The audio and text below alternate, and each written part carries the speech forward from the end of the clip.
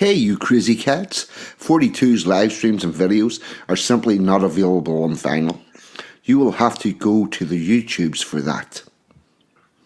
So if you want content about British traditions and culture, cutting-edge social commentary from an unapologetically patriotic perspective, along with a side order of madness you simply will not find anywhere else, then this is the place for you. And to all those early adapters in the chat, don't forget to hit the notification bell. That's how you get the good stuff, and make sure you never miss a tasty treat. So with that being said and done, squeeze yourself in. Let's get into it. You know you want to.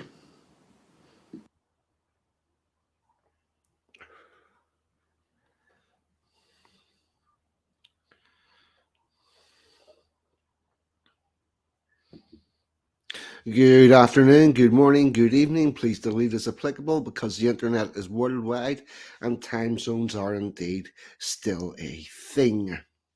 Can I get a wee audio check in the chat, please? And I'll do some hellos. Ugly Truth was in first. What about you, chum? Oh, my lovely Emma G's in. Hope all's well.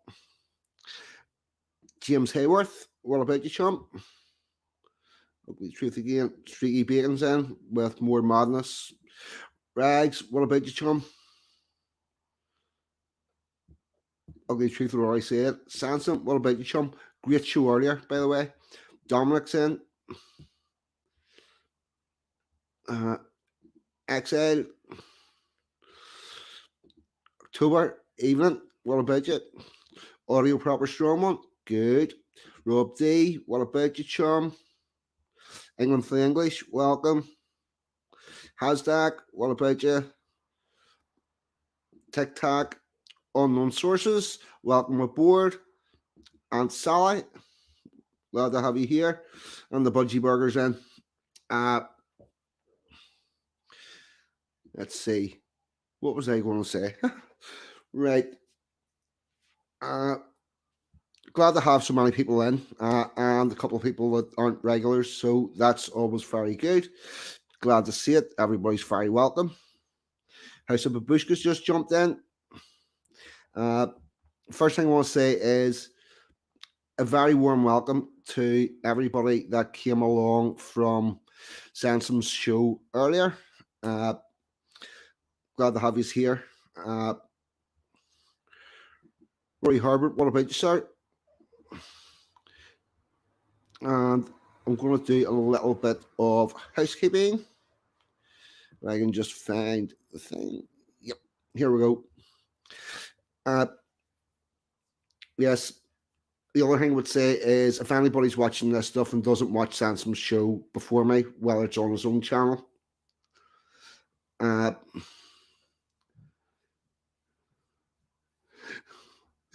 going to say random glitch of the algorithm. Well, I hope you enjoy it. I've seen you about in other and some other streams on Unknown Sources. I'm glad to have you here. Yes, where was I? Yes, so if you're watching this stuff and you don't watch Sansom's earlier on a Saturday night, you probably want to watch that because if you like my stuff, you'll like his. Now, the next thing is tomorrow night, Ragnar Orange Spear, Rags and Jacks. They've got a very good guest on. Tomorrow they've got Sansom Communion on. That'll be a good show. So get yourself over that.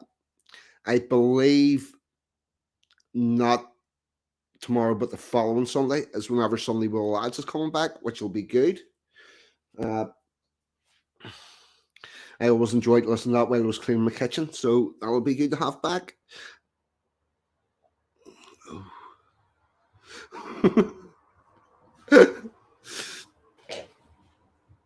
Sansom, Amachi's giving you a stick.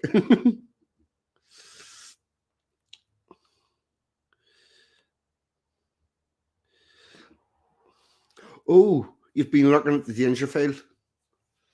Yes, Well, there's quite a few of the scrubs in here, and you'll be made very welcome. Oh, Sansom's doing a face reveal, and I'm getting weird fucking messages that I'm just going to have to put a stop to. Uh, the other thing that we normally give a shout out to is John Davison, who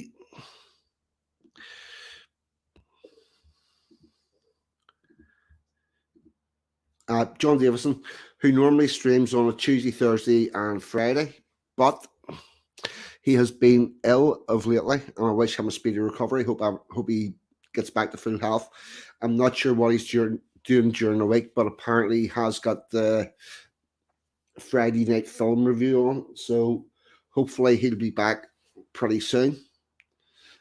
And the other person I have a shout to is Dave's Waffle House, who currently streams in the evenings around about 8:30. He does a couple of hours where he talks with a chat and whatnot.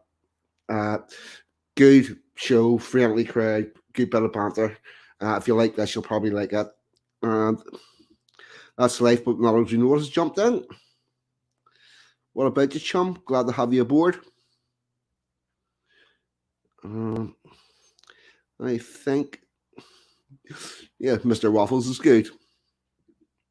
If you like a cute bit, if you like a cute bit of waffle, get yourself over there. And there is some other housekeeping, but we're going to do that a bit later on because YouTube is funny, and whenever you say things at the first fucking half hour of a live stream, we'll have picked up that curse as well. But shit happens. But you have to be a bit careful with YouTube with what you do at the start of the stream whenever you're in for a bit. The the level of surveillance goes down a bit. Dominic's missing John streams as well. Yeah. And a bit of punky for Purple Haze. Martin Based, evening. And with that all said and done, we will begin our first bit of content for this evening. We are looking at the anniversary.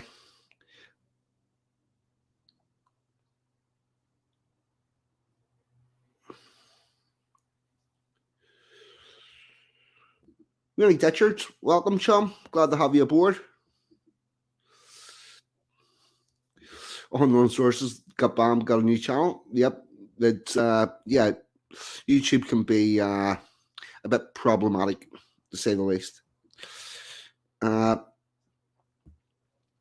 first thing we're going to look at is the Hyde Park and Regent Park bombs, which happened on the 20th of July 1982. I want to see how this looks in the chat. Yep. The first thing I'm going to say about all of this is getting the information about it was not just as straightforward as I believed it would be. To say that it's being pushed on there, basically to get a full rundown on the thing, you're looking at Wikipedia, which I hate using. But I have found what there is. The BBC do this thing more of on this day where they go back and look at previous events, and there's some good information on that. I'm going to be using a couple of different sources. The actual events, I'm not going to continually read them because of carbon copy in each one. But and we don't need to say it the same thing 7 or 8 times. But I'm going to zoom in on once more.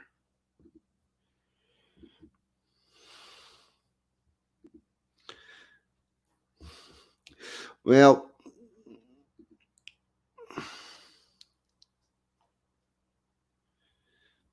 mm, yeah, we decide what we remember and we decide what we do not and what gets memory hold, which is why I do this. I will also say, for those of you that have been here for a while,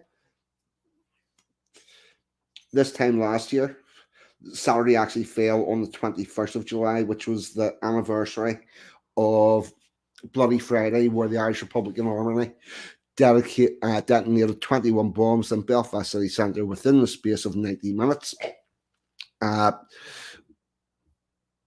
I did a stream about that this time last year. Emma G was the keeper of bombs, and throughout the stream at the appropriate time, we said where and when the bombs had occurred to try and give an idea of how crazy that day.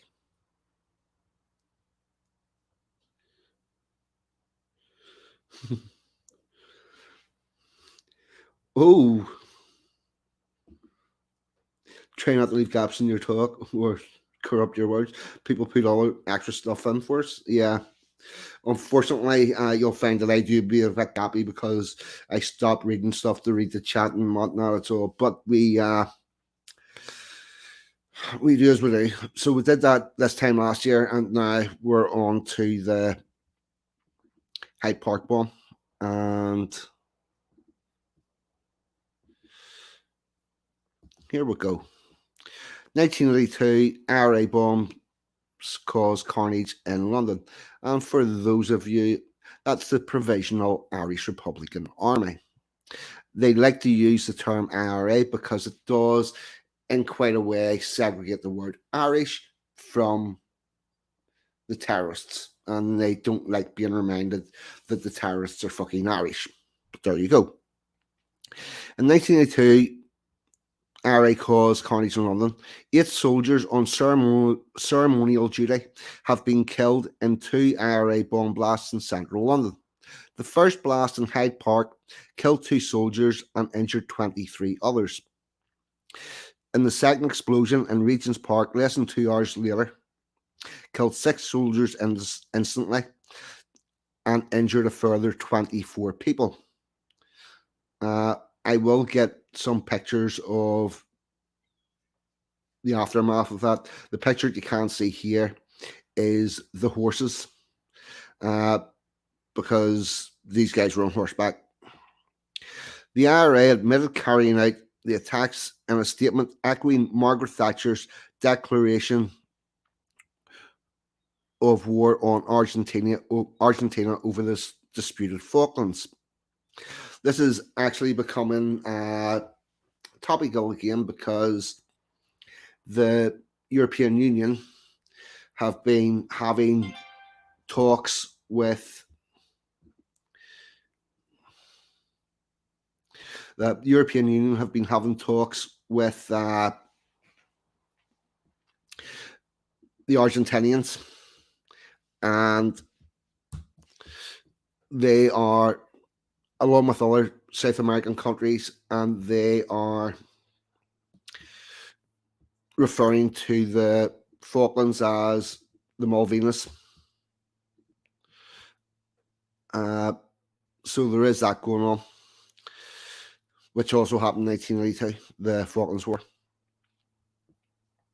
It repeated her phrase about the right of self-determination and continued, the Irish people have sovereign and national rights which no task or occupational force can put down. I've got a bit of an issue with this, surprisingly, because what Thatcher said was the Argentinian people are British and have sovereign and national rights which no task or occupational force can put down. And they were in their own little country. Now, funny to mention that, the Irish have got their own fucking country, and they are attempting to put British people out of their piece of the country. So there is that. It's not exactly Yep,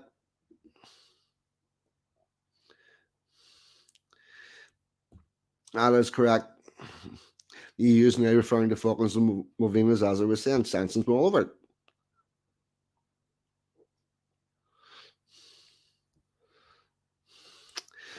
Now, take that current comment off.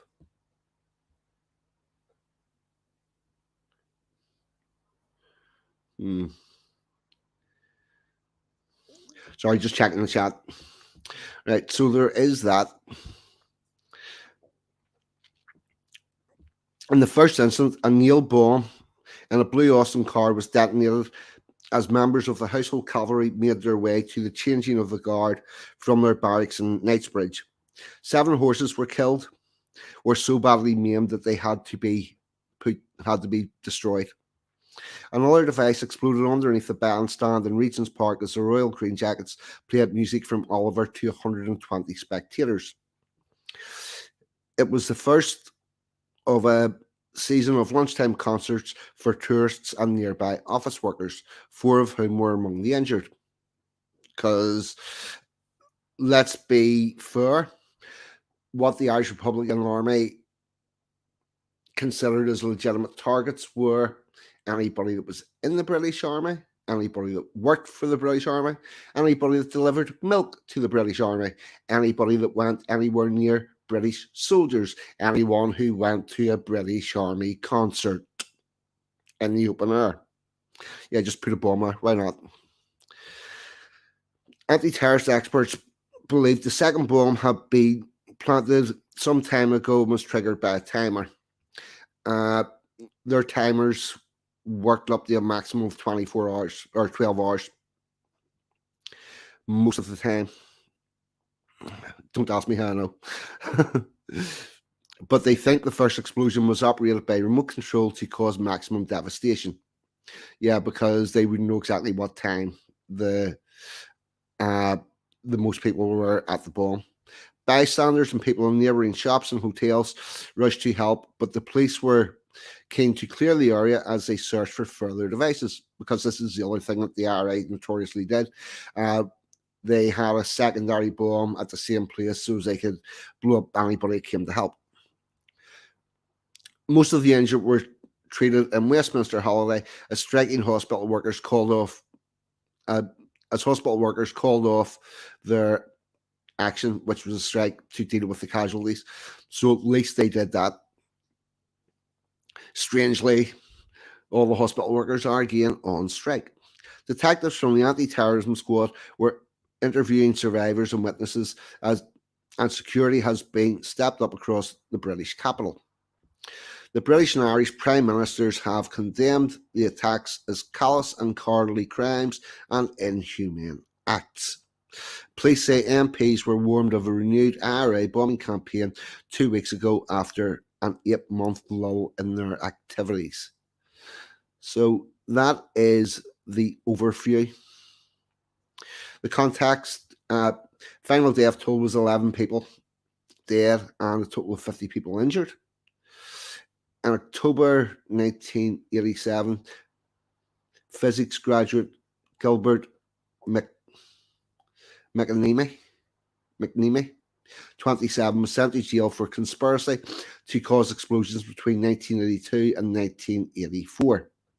A judge at the Old Bailey found him guilty of bombing offences that included Hyde Park bomb. He was sentenced to 25 years in prison. He was released under the 1998 under the terms of the Bad Friday Agreement, because that is the worst agreement I've ever seen in my whole fucking life. It's a total shit show. Later that year, McNeamy's conviction was overturned by the Court of Appeal, who ruled it had been unsafe. We're going to get into the reasons why it was ruled unsafe later on, but spoiler alert, it's not that they think he was innocent of everything. So there's that. That's the overview.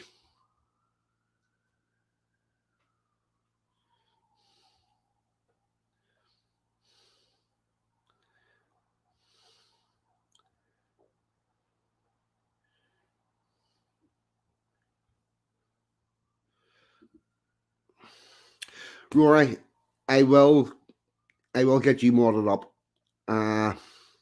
It won't be tonight because it means opening up my YouTube and all. It's a bit of a bollocks. I might get to it. I might get that done tonight during a video or something, but maybe not. I will see. But I will get you modded up.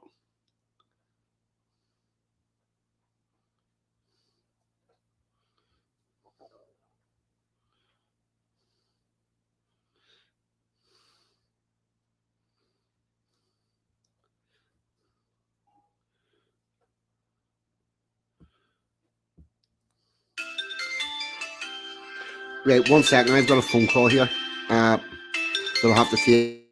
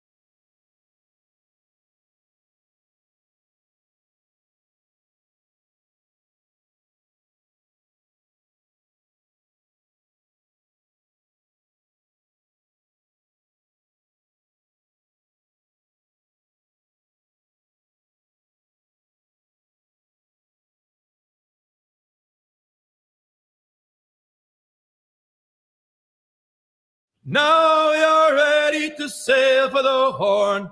Way, roll and go. Our boots and our clothes, boys, are all in the Horn. To be rollicking randy dandy, oh.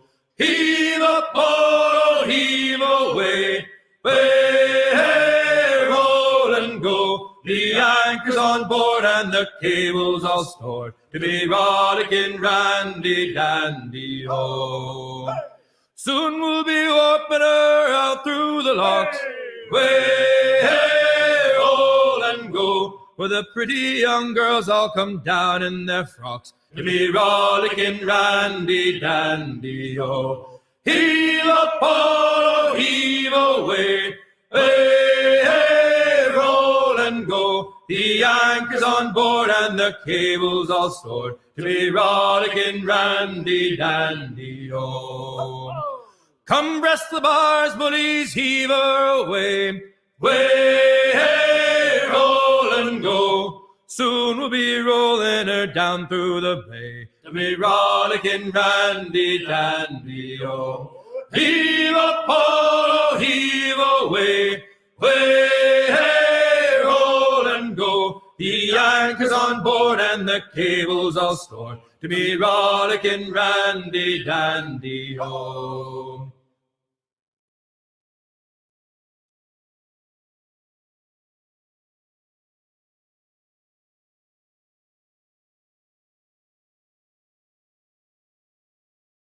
Now you're ready to sail for the Horn. Way, roll and go. Our boots and our clothes, boys, are all in the Horn. To be rollicking randy dandy, oh. Heave a pole, heave away. Way, hey, roll and go. The anchor's on board and the cable's all stored. To be rollicking randy dandy, oh. Soon we'll be warping her out through the locks. Way, hey, roll and go. Where the pretty young girls all come down in their frocks. To be rollicking randy dandy, oh. Heave a pole, heave away. Way, hey, roll and go. The anchor's on board and the cable's all stored. To be rollicking randy dandy, oh. Come breast the bars, bullies, heave her away. Way, hey, roll and go. Soon we'll be rolling her down through the bay. To be rollicking randy dandy, oh. Heave a pole, heave away.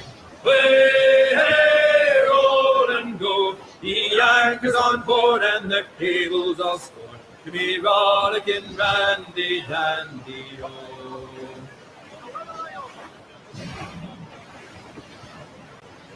I thought I heard the old man say, leave her, Johnny, leave. And we're back. Right, sorry about that, people. Got a phone call from my dad. There's some family stuff going on.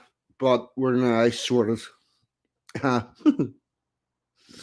Yeah, and we went out, run for a sea shanty. And by the way, thank you all for sticking about. Yeah, and so everything's okay. Just unexpected phone call. And to be totally honest with you, my dad never phones me at this time of the night, so it was a bit of a panic, but it wasn't anything bad. I've just been summoned to lunch tomorrow. Emma G, if you're still listening, I'm presuming you're going to be sleeping, but you'd be welcome. So there you go.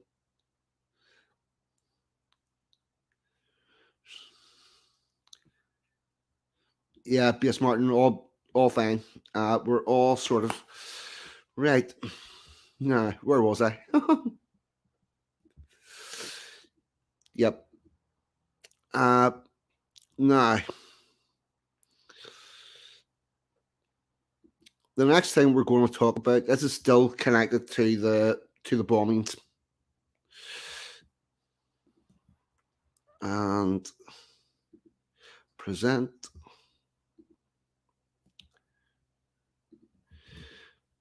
This is from a site called Murder Map. Going to give you some names and stuff. And a bit of context about what this means about today. 4 soldiers killed by an IRA bomb at Hyde Park, Central on the 20th of July. Corporal Roy John Bright, 36. Lieutenant Dennis Richard Anthony Daly, 23. Lance Corporal Jeffrey Furlong Young, 19. And Simon Andrew Tipper, 19, were all members of the Royal Household Cavalry Blues and Royals. They were riding from their barracks to Buckingham Palace when a nail bomb in a car detonated South Carriage Drive around 10:43 a.m. The explosion also killed 7 horses and caused serious injuries to other soldiers, police, and civilians. 2 hours later, a second bomb hidden underneath the bandstand Regent Park exploded during a performance of Music of Oliver by the Royal Green Jackets in front of a crowd of 120 people. 7 military bandsmen were killed. The Provisional Irish Republican Army claimed responsibility for the attack. In 1987, Gilbert McNee was sentenced to 25 years for conspiracy to cause explosion, including Hyde Park attack. His conviction was quashed on the grounds it was unsafe.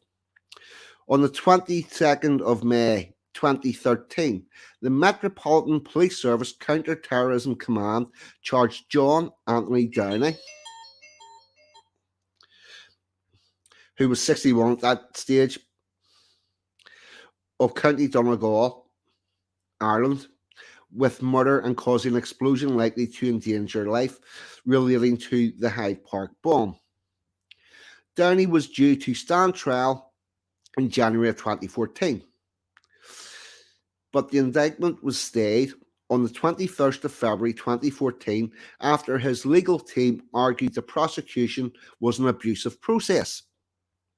He had been sent a letter of assurance, otherwise known as a letter of comfort, by the Northern Ireland office on 1 second, I need to cough.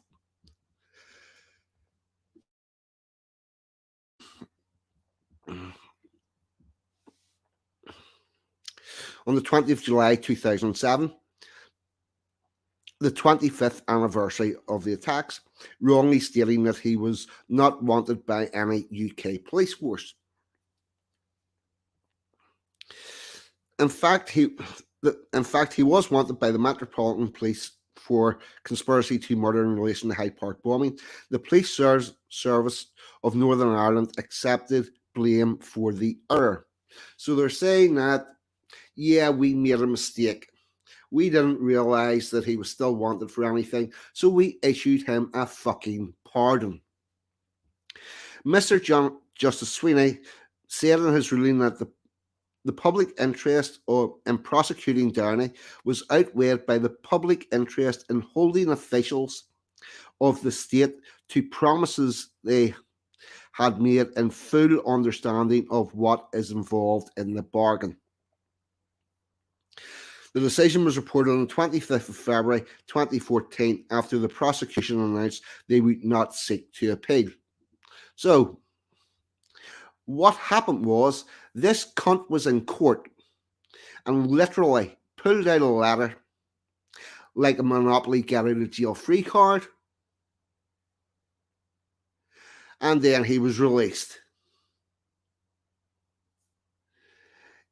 It fucking beggars belief. And by the way, that was the day that the people of Northern Ireland found out that the Good Friday Agreement included pardons for terrorists. Because when we were having the referendum, when we were voting on whether or not we would accept the deal, which was supposed to end the terrorist activities in Northern Ireland, which still have not stopped, we were told expressly that it did not involve pardons. And on that grounds, the Good Friday Agreement should be scrapped, nil and void.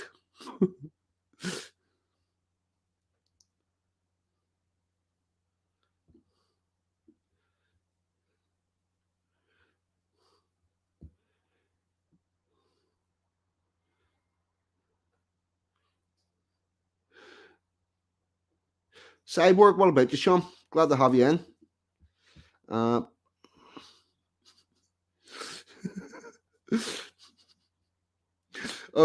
Apparently I'm being a cunt. I love it. Oh, Amanda Lee sneaked in. What about you?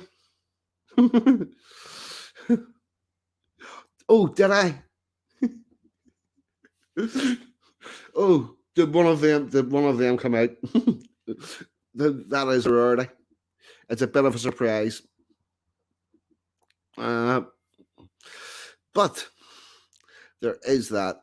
Now, we're going to have a quick look at the legacy of the Hyde Park bomb and what's happened to the families in the absence of justice.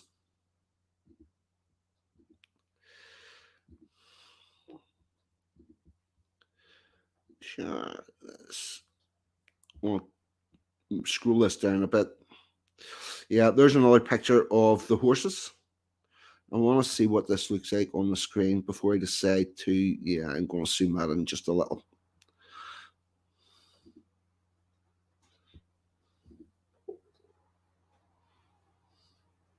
Right. Families of Hyde Park and Regent Park bombings still seek justice. A man whose brother was killed in the Hyde Park bombing 40 years ago. And this article is from July 2022, so it's a year ago, which is when it all came up on the 40 years anniversary. We're currently 41 years away. A man whose brother was killed in Hyde Park bombing 40 years ago says proposed legislation seems to be in favour of the perpetrators. Mark Tipper's younger brother Simon was one of 11 military personnel killed during the IRA bombings at Hyde Park and Regent Park, 20th July 1982. The proposed bill would limit criminal investigations into events during the Troubles. The Northern Ireland office said the bill will help society to look forward. The Northern Ireland Troubles Legacy and Reconciliation Bill, which has passed through the House of Commons, would limit criminal investigations, legal proceedings, and inquests and police complaints. Now, the only reason why the bill has been brought in is because the first thing they did was they brought out a historical crimes unit. I don't think historical crimes was the term that they used, but it was historical investigations. But it turned out that the only people that they looked into historically were British soldiers, because the terrorists had all been given a fucking pardon and therefore could not be investigated.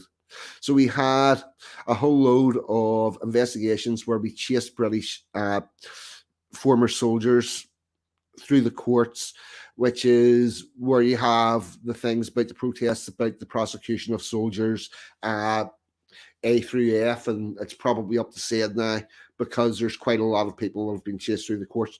The government were bringing in a bill to try to close down the prosecution of the former soldiers, but it's also going to supposedly affect investigations into the terrorists because the terrorists have already got fucking pardons. A High Court judge ruled in 2019 that Downey was an active participant in the Hyde Park attack, which a car bomb was used. In 1987, another man was found guilty over the bombing, but his conviction was later quashed. Nobody has ever been charged over the Regent Park killings. A remembrance ceremony is set to be held at Hyde Park on Wednesday. That was for the 40-year anniversary. 4 men, Roy Bright, Dennis Daly, Simon Tripper, Jeff Young, all attached to the household cavalry, were killed by a bomb while riding a horse through Hyde Park to attend the changing of the guard. 7 members of Royal Green Jackets. I'm not going to keep repeating that. Mr. Tipper recalled the tragedy, describing how the loss of his brother had destroyed his family. He said, on one of the news bulletins, they said there had been a bombing down in London involving the household cavalry. It's strange, but I just knew straight away it was my brother. And there's a picture of him. He added, we are just a normal family and it destroyed us. My dad started to drink heavily. My mum was ruined. It caused a lot of anguish in families. I am still having counselling to this day. Mr. Tripper said he believed the newly proposed government legislation would not provide justice for the families of the victims. It never fucking does. It seems to be in favour of the perpetrators. What happened to the victims? What happens to justice? It seems to me that in Northern Ireland, we do not have a justice system that is fit for purpose anymore. Judith Jenkins Young was a 20-year-old mother of 2 when her husband Jeffrey was killed in Hyde Park. The impact of what happened has been terrible. Nothing will ever put it right, she said. My youngest girl, Louise, has no memory of her dad. The older girl, Sarah Jane, has lots of issues because of what happened. People deserve justice, and their hurt will never heal until that happens. A Northern Ireland office spokesperson said the bill will deliver a significantly different and improved approach to addressing the legacy of the Troubles in Northern Ireland and will provide more answers for families and help society to look forward. How many of the disappeared will it lead to their families getting the bodies back? Because for those of you that don't know, there's still a chunk of bodies that the IRA buried that nobody's ever seen again. The amnesties, the pardons have not brought any closure to those families because everything in this seems to be very, very one-sided. This legislation seeks to strike the right balance between a clear focus on information, recovery and accountability while ensuring that those who do not cooperate with the Independent Commission will remain liable to prosecution should sufficient evidence exist or come to light. We ain't prosecuting any of the terrorists, and that is a problem.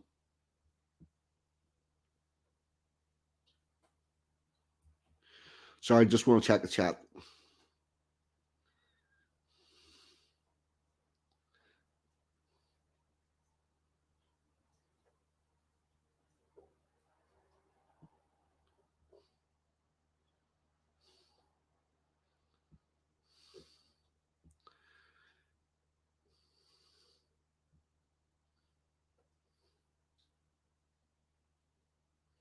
Right, sorry, just checking the chat. And all seems fine. Nothing I need to get involved with. And I'm going to do a quick bit of the Army service that was for the 40th year anniversary, because it is a bit poignant even. Except them cookies. Going to zoom this in a little.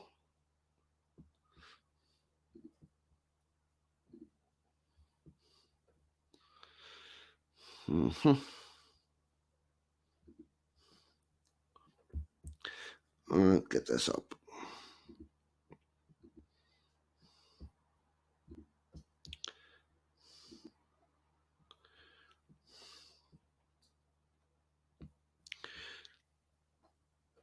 Right. No, it needs a little more zoomage.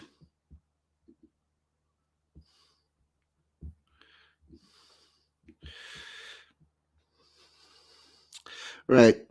Nice picture of the guards on their horses with their standards. Of the Blues and Royals.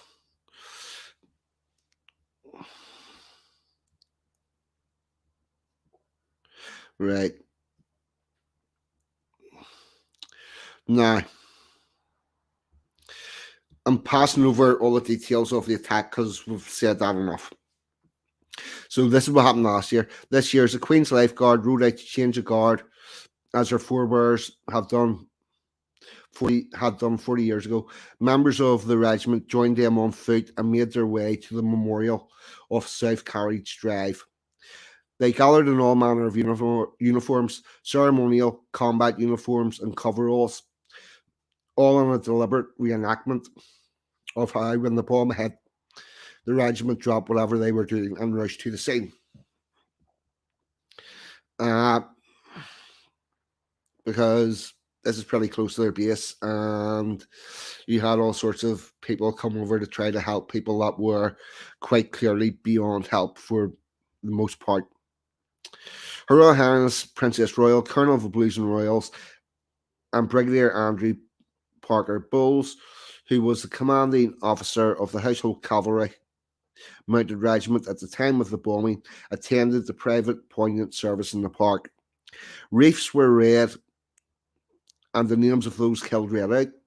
The Queen's Lifeguard rode up to a memorial and performed a royal salute, lowering their standard, which Sanders regimental flag, which is slightly different to a banner, but we're not going to get into all that, to Her Royal Highness the Princess Royal, as a fanfare was performed by the state trumpeters of the band of the Household Cavalry in their gold coats. 4 white roses were provided by the regiment for the widows of those lost to place in the memorial. Steve Sullivan was part of the guard that day. In 1982, he said, "It still hurts. There's not been one day of my life since that day that I haven't remembered something that went on. It's always been part of my life ever since then." General Sir Burnley White Spanner was a troop leader in 1982 and had swapped duties with Lieutenant Anthony Dahl that day. Lieutenant Daly was killed by the bomb. General Sir Burnley White Spanner said, "We must take advantage of the opportunities the lives and sacrifice have given us. For me, that is a true inspiration. On the forecourt of Buckingham Palace, during the changing of the guard ceremony, the band of the Coldstream Guards performed High on a Hill in tribute to the soldiers in the band of the Royal Green Jackets killed at Regent's Park bombing on that same day 40 years ago. So there's how it was remembered last year by the army. And that pretty much is it.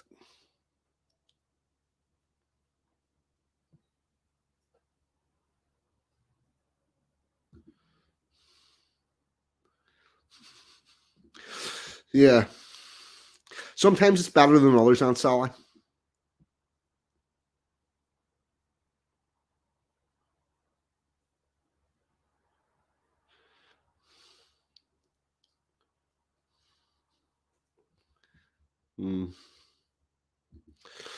Yeah, I'm very frustrated about the absence of justice, mate. It is, and the way everything's going.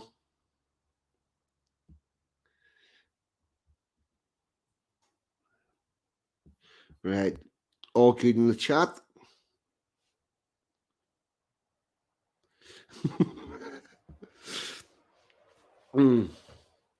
Alice Beast. Wish he was our queen instead of her plonker brother.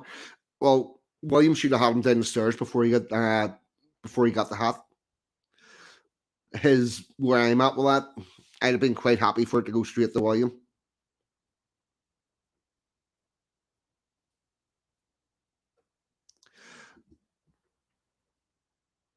Yes. I don't know. I need to look into this more, Sansom.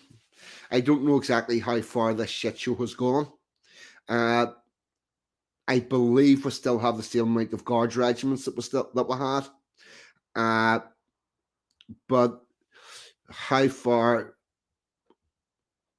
With the level of cuts, and we're cutting more soldiers out of it. If you take the whole of the army,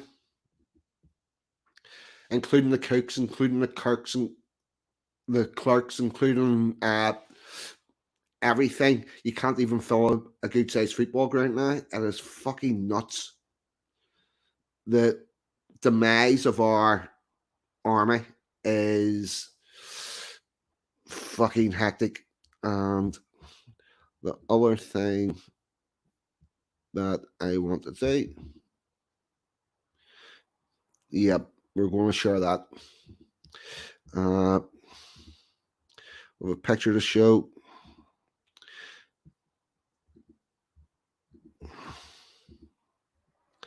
There we go.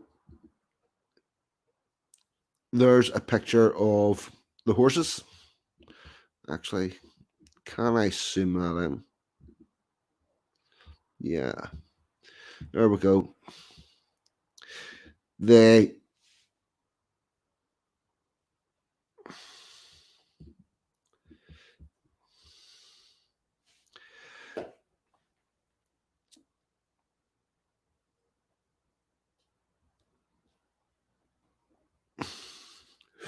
William will get his turn, and I also believe that. Well, this is also where it's part of the problem. The reigning monarch is not supposed to do anything political. They are supposed to hand all of that over to Parliament and just rubber stamp whatever comes through.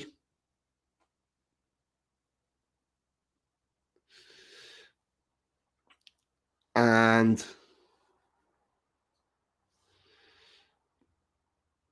yeah, I'm going to take that down again now. Just I wanted to let everybody have a look at this. They were very quick at getting the soldiers off. The horses stayed and were able to be photographed for quite a while before they got blankets over them.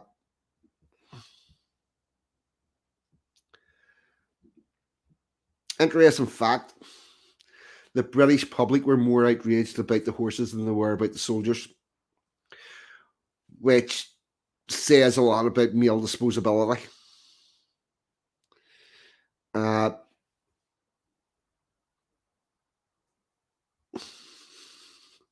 Fuck's sake.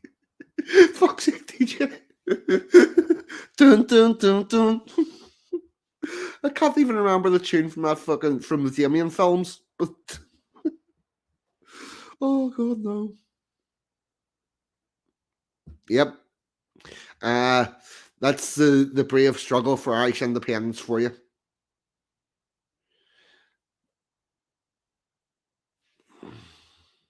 But yeah, people were more upset about the horses than they were about the actual soldiers, which is quite telling. As someone who talks a lot about male disposability, I have issues with that. Now, where am I going to go next? I think I'm going to go early into a strange sport.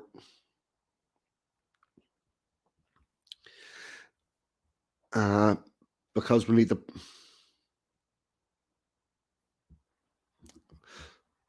Yeah, I know, Toffee, you.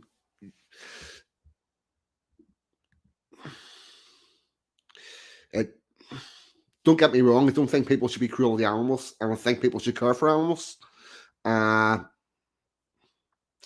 other point that TikTok leaves nothing to be sorry about.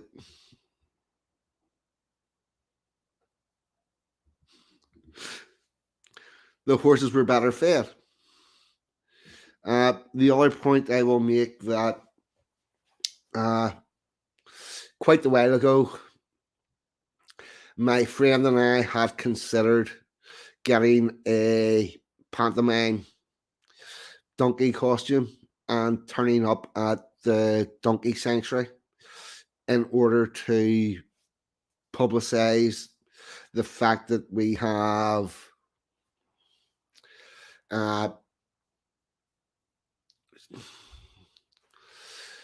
shelters for cats and dogs, sanctuaries for donkeys, protected areas for birds, wildlife, plant and fauna, but no shelter for male victims of domestic abuse. Shelters for females, yes, we have. Shelters for male victims, no, nada. You're on your own, motherfucker. But that aside, that does not mean the donkey's tragic. Oh fuck. Yeah. There is that. We weren't actually going to go in. We were just going to turn up the door and get a photo shoot and thing and stuff. Go 2 male victims of domestic abuse turning up at a donkey sanctuary to see if they could see if there was somewhere to go. So there is that. We do tend to treat animals better than people in a lot of cases.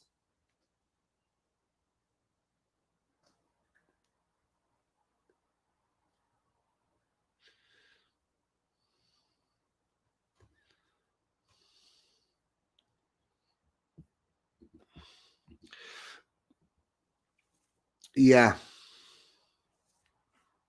this is true.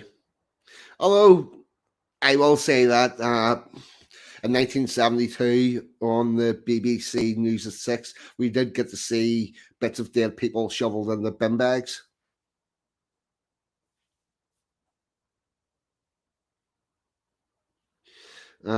So we don't always get the people out of the way. Now, on a lighter note, we're going to segue into the strange sport, which this week actually comes with an article about it. Yay! That's not the guessing game.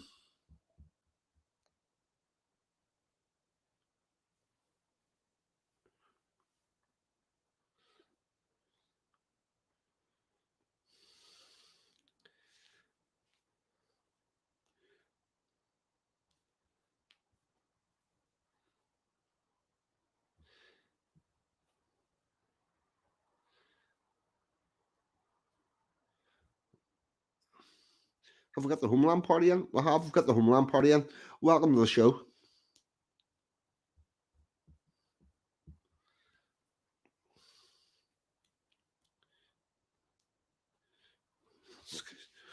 Right.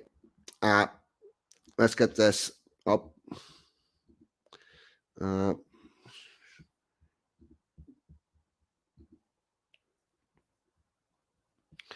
I think I need to. One of the things that happens in July in Britain is the Bognor Birdman competition. Almost everyone at one point in their lives have wished they could fly. This is the fantasy the Bognor Birdman of England has made an annual event out of. Every year, competitors in their flying costumes with flying contraptions attached go to the coastal resort of Bognor Regis in West Sussex and attempt flying the longest distance. Whoever flies the furthest wins. Newsflash: most of them don't fly. While it is a competition involving prize money, most participants mainly go for the thrill of the challenge and to entertain the thousands of spectators. The first Birdman event was held in 1971 in neighbouring Salisbury, based on the idea of a local resident named George Abel. The Birdman Rally, organised by the RAFA Club of Salisbury, was a fundraising activity, initially offered $3,000 for the top winner who could fly out to sea 50 yards, around 46 metres, off the Salisbury Lifeboat Station walkway. In 1974, a contestant named David Cook almost took the prize with a 44-metre flight, beating other fairly legendary competitors called Mary Poppins and Peter Pan, and the man called Naked John.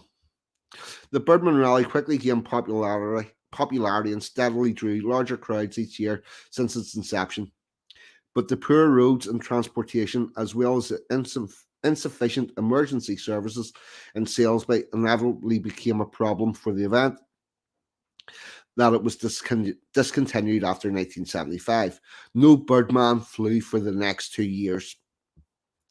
Then in 1978, the Lions Club of Bognor Regis, after the request of the Commodore of the Bognor Regis Yacht Club, thought of hosting their own Birdman Rally as a special event for their Regalia Week. I bet there's a couple of quid floating about that place when you've got a Commodore. Since the original Birdman idea belonged to the RAFA Club, it was negotiated that the event would be co-organised with the Bognor Regis chapter of RAFA. I wonder what that is. The first Bognor Birdman was launched on the 20th of August 1978 with a £1,000 prize for anyone who could successfully glide over 50 metres. Because of its immediate success, the event became international just the following year with triple prize money. Aside from attracting participants, idiots, from outside England, the Bognor Birdman also gets significant media attention from different sponsors. The event raises considerable funds each year for various charities and causes. The Bognor Birdman is really more of a fun show than a serious sporting event. I think not. Participants come in all sorts of costumes: Batman, Superman, Dracula, aliens, giant birds. Those who take the competition a little more seriously come equipped with their hang gliders. I think unless a hang glider is homemade, that should be banned. Make your own hang glider. Basically a kite. Perhaps for a better shot at the prize money, which is now a worthwhile $25,000 for the Birdman who can fly more than 100 metres. Most attempts usually end up with a crash in the sea, which is really a big part of the entertainment. The record for the longest flight of 89.2 metres currently belongs to Englishman Dave Bradshaw and is still unbroken since 1992. To be fair, I'm not sure when this is written, so that title could, in theory, have been broken. In 2008-2009, the event was cancelled in Bognor Regis due to the destruction of the pier by fire and the associated safety risks, but Worthing took over as host venue in 2010, and the event returned home to Bognor. The Bognor Birdman is an annual event usually hosted in the month of July. Anyone can watch the event for free and you can learn more at the official blog. We are not going to the official Bognor website, but we do have a YouTube video of it. Which actually comes from the Telegraph, but we're just going to have to deal with it. Present.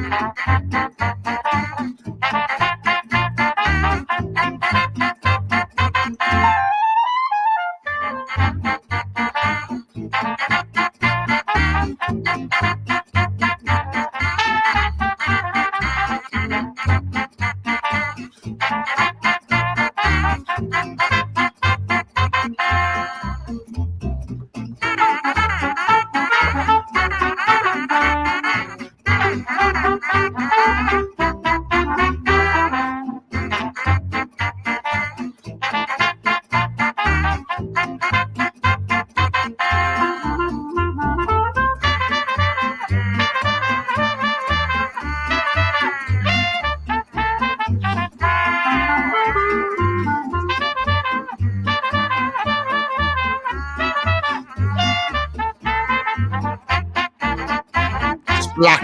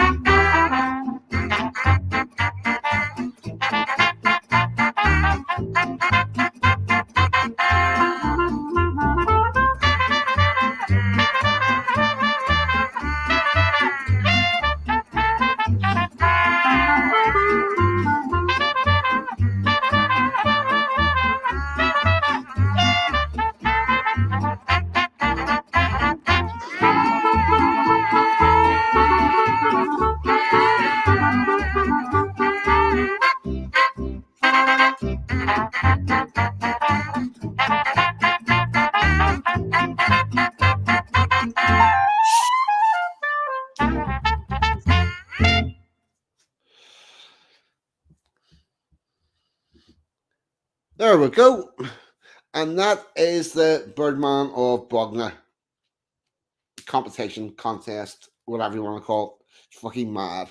I have at times had thoughts of trying to enter that madness. But I'm all out of fellers and I'm not sure that I would fly too well.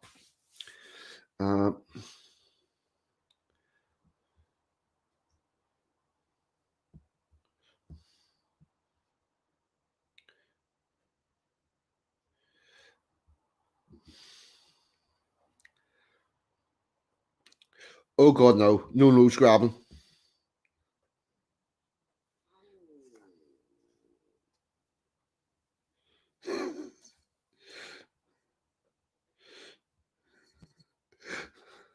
I do try.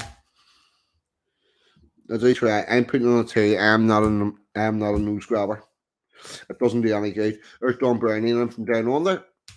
Evening or morning in your case, I would probably guess. Now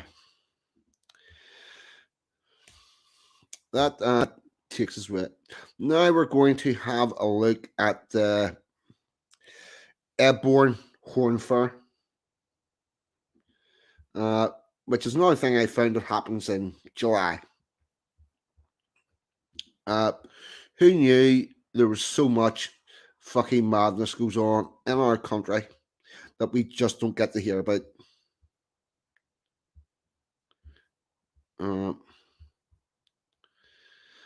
And this is going to be coming from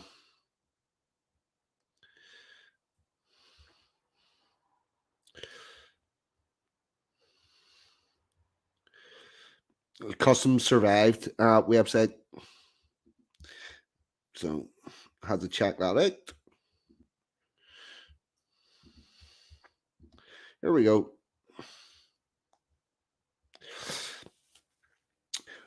Here we go. This is the Ebernoe Horn Fair. What could be more quintessentially English?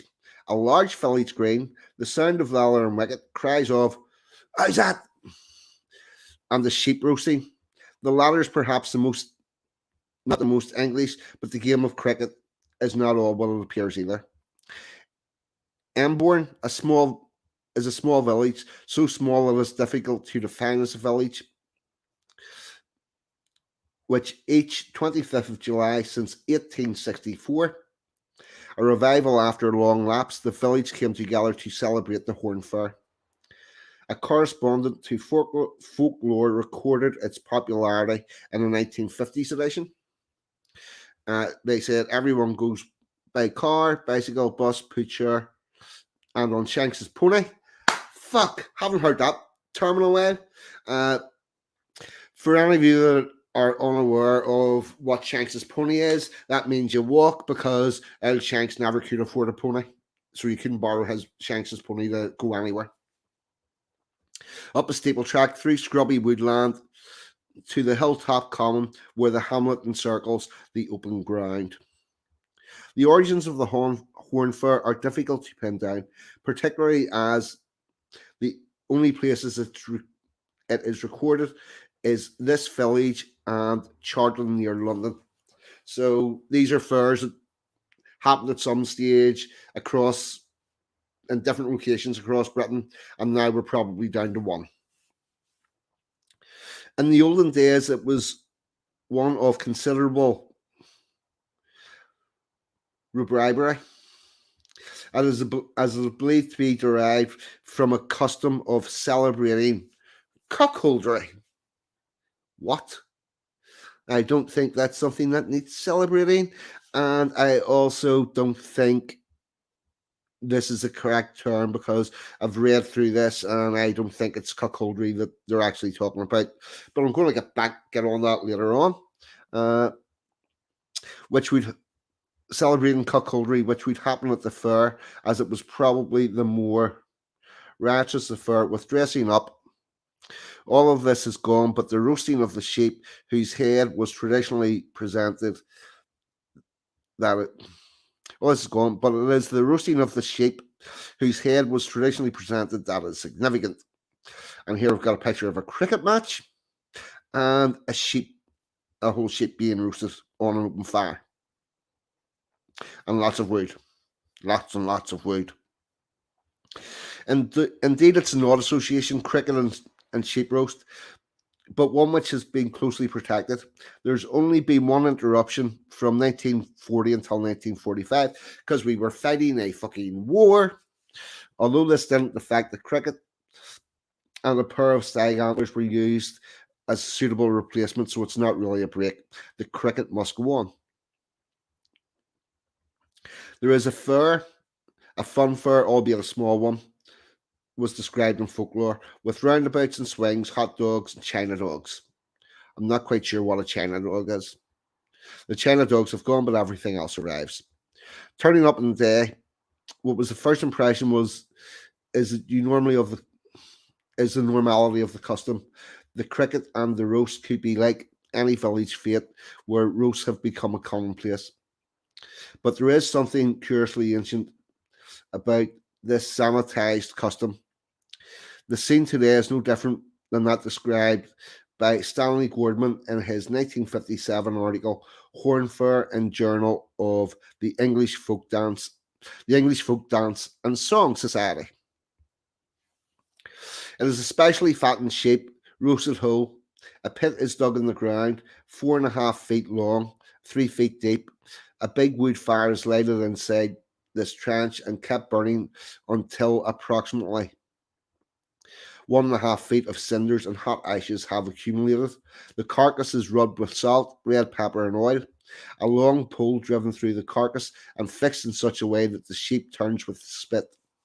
The sheep is cooked for at least 4 hours and turned once every 15 minutes. It is basted with oil and it is basted with oil at least once every half hour. And that, my friends, is how you do a fucking kebab. None of this putting fucking slithers of lamb on. Just get a lamb, stick a pipe through it, and get it on the fire. And with that, I'm going to check the comments.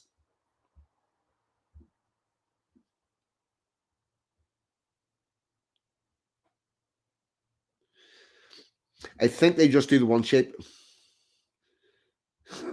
TikTok will scoff the whole shape.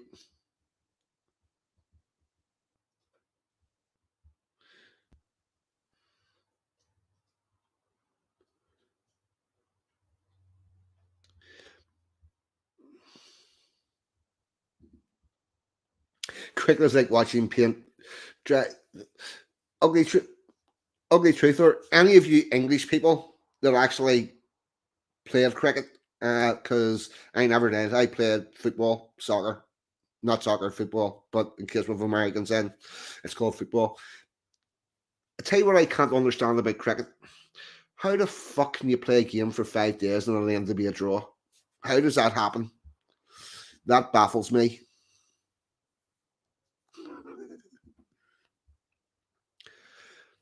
One second. Special good service. Right.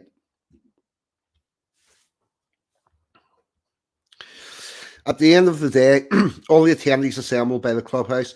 The horns are given to the highest scoring batsman, although it is no longer the head of the sheep roasted on the spit rather than a specially mounted one. For the reasons for this may be explained by an account by Mr. A.W. Smith in Folklore. He stated that a spectator's dog a year or two ago ran off with the head, pursued by the butcher in white coat and straw hat, brandishing his knife, and a string of shouting onlookers determined to avert the disaster. So then I have the horns took away to the side and not in reach of any doggies. Although it's more likely for health and safety concerns. This notwithstanding, organisation has not changed since it was reported in Folklore, which recorded.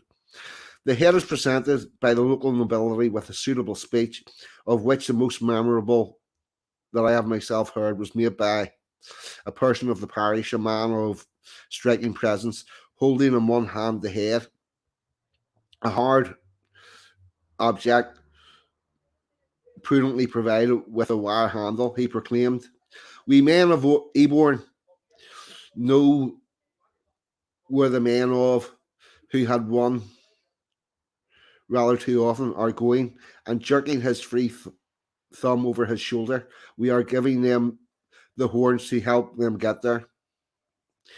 Eborn had won the year I turned up to, and it's best turned up to collect the head from the local lord residing in Prestwick, I believe. Then sheets are handed around the horn, and the horn fair song is sung. Nah. This, I believe, is where the cuckolding thing is coming from, and I'm going to explain why I think they may have got this wrong. So the song is, "As I was a walking one fine summer morn, so soft was the wind and the waves of the corn, I met a pretty damsel upon a grey moor, and she was a riding upon a grey moor. Now take me up behind you for a for a ride. Oh no, and then, oh no, for my mammy she would chide. And then my dear daddy would beat me full sore and never let me ride on his grey moor no more. If you would see Horn Fair, you must walk away. You must walk on your way. I will not let you ride on my grey moor today. You rumple my muslin and uncurl my hair, and leave me distressed to be seen at Horn Fair. O fairest, O damsel, how can ye say no? With you I do intend to Horn Fair to go.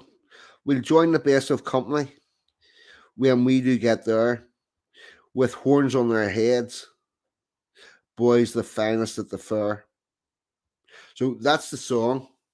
And that does not, to me, mean cuckoldry. That means simply abstinence of sex, whereas cuckoldry would be if she walked him into the fair and then made him watch while other people fucked her. That's how cuckoldry works. It doesn't seem to be what this song's about whatsoever.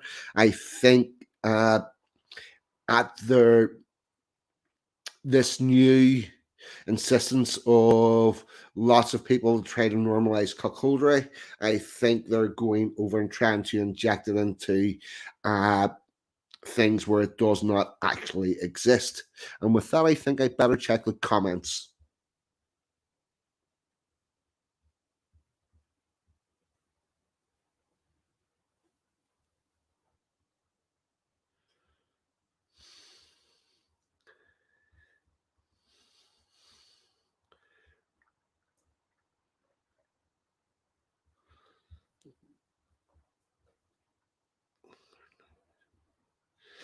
Sorry, I'm just checking the. Well, I'm from Ulster. I don't really get cricket. I think the Scottish are possibly a bit better at us than cricket. DJ, say what you mean, DJ. I think cricket is shit. Right. Okay. Yes. I guess I get that the test match lasts for 5 days, but how the fuck can it end up in a draw? You can't score the exact same amount of runs, can you? What the fuck?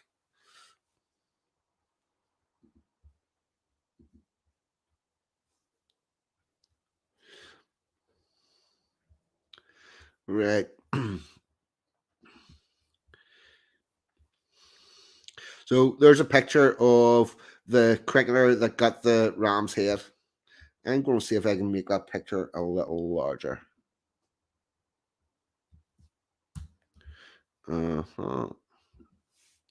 Right. I've copied that, but I can't show it at the same time. I might get that up in a minute.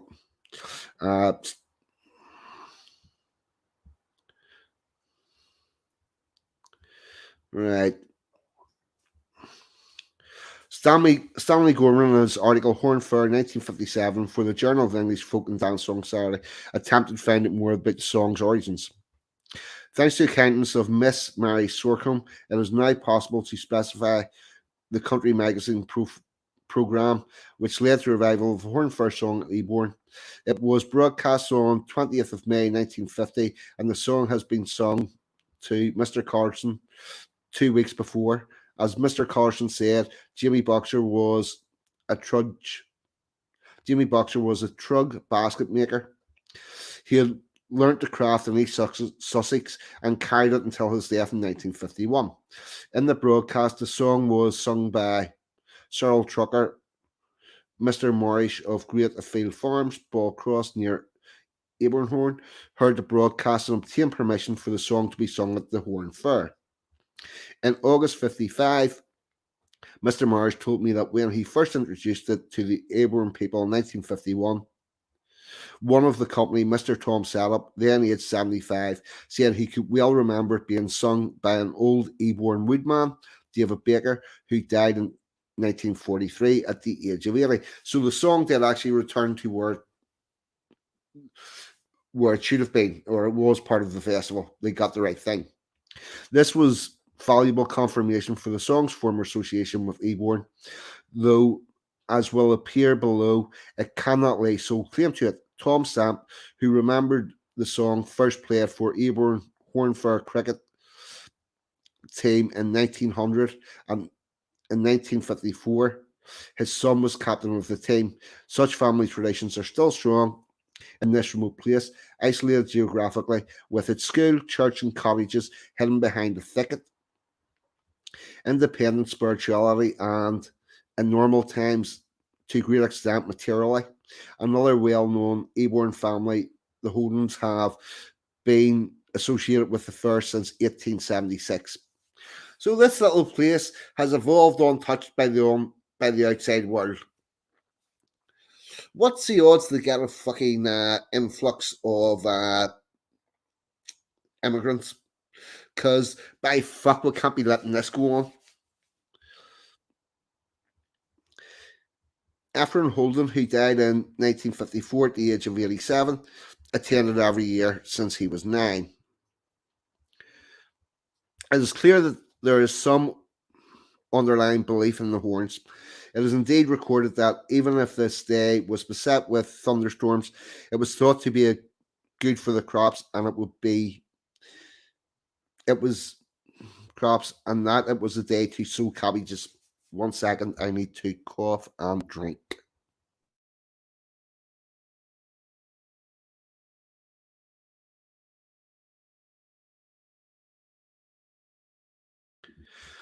And I actually remembered to unmute, which is good. Just taking on some liquid.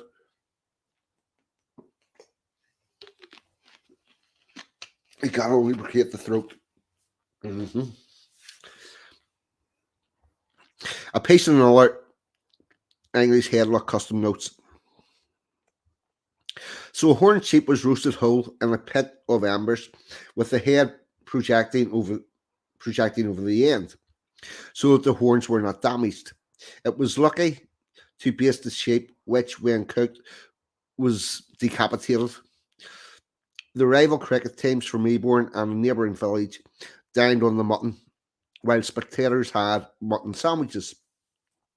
After the match, the winning team got the head, which they hung in their favourite pub. That's fucking excellent. Yes, just bring the sheep's head back to the pub, hang that up over the mantle, stick it on the bar, job's a good one. Us British people are fucking nuts. In a letter to me, Miss Dean Smith commented, "It's not the horn fair. It is not a horn fair as the term is generally understood. It's not a patronal feast. The presentations of the horn suggest something more significant. Of course, it could all be some Victorian vicar's embellishment, but in a way, there's no better way to spend a warm July day than think of its origins." So there you go. That is the Horn Festival. I'm going to take that out. Did I have a second thing for that? No, I didn't, but I did for the next article.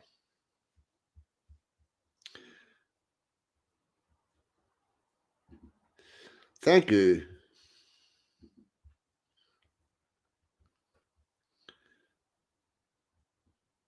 Right, sorry, I'm just checking through the chat.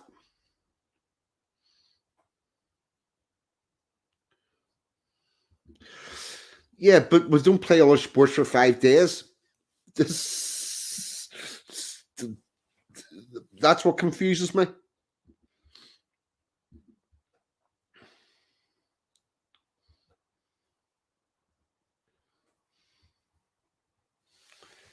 Nah.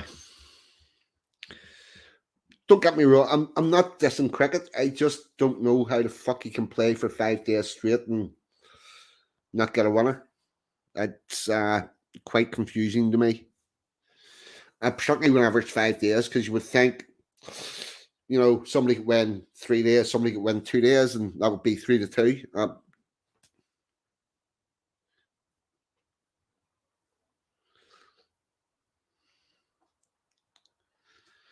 Right. Now, the last thing that we have planned for the evening is the John Knill Ceremony, or John Knill, which happens in Staplewood, Cornwall. And right, no, actually, I'm going to do that 1 second. We've got 2 links for it, but one of them is mostly photographs. 1 second. I've got to accept stuff. And I've got to do a lot of zooming in.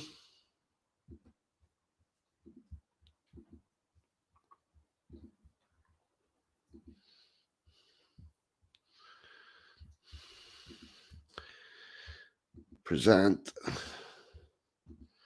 Share the screen.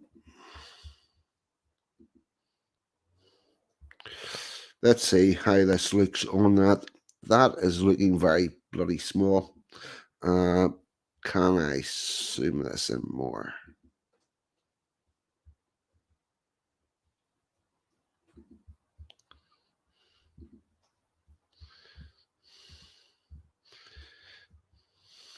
There's a little picture of the actual feature.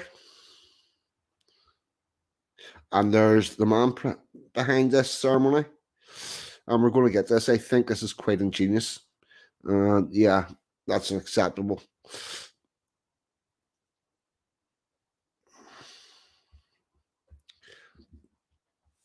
Yeah.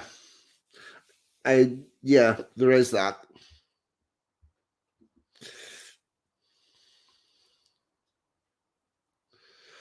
I will give you that.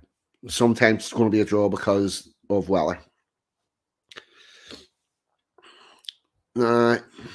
This is Stepple Woodland Nature Reserve. And in the Stepple Woodland, there is this obelisk that you can see. The man behind the steeple and its unique ceremony. The most noticeable feature when approaching the nature reserve from any direction is the 50-foot high granite pyramid, which crowns the summit of Worrell's Hill. Knill's steeple, as a monument is known locally, was intended to be a mausoleum for customs officer at one time St Ives Mayor, John Johannes Knill, who lived from 1733 to 1811. And it is around this structure that the unique ceremony takes place every 5 years. This guy was a fucking genius. He built this obelisk. Born in Carrington, John Knill came to work for a firm of solicitors in Penzance and then became the collector of customs in St Ives in 1762. He held this position for 20 years and grew to love the town, becoming mayor in 1767, aged 34.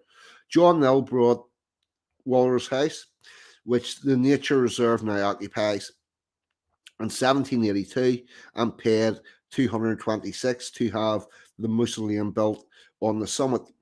It bears inscriptions on each of its 3 sides. One is the resurgam with the coat of arms and motto Nil Disperum.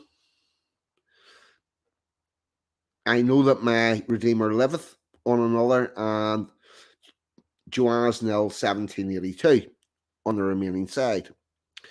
He drew up instruction to carry out a ceremony around his final resting place, although the quinennial every 5 years event does in fact take place around an empty mausoleum, as the sarcophagus housed within does not contain the body of the customs officer. John Knill's wishes were that every 5 years on the feast of St James the Apostle, 25th of July, 10 girls under 10, the daughters of St Ives tinners, fishermen, and seamen, should dance around the monument dressed in white, along with two widows of the aforementioned tradesmen. Also in attendance should be a town mayor, vicar, customs officer, and fiddler. So this fucking legend sorted out something to remember an event every 5 years to sort of commemorate his life at this obelisk that he built. It's fucking genius. What a way to make sure that you have your place in history. Create a fucking event for yourself. Excellent.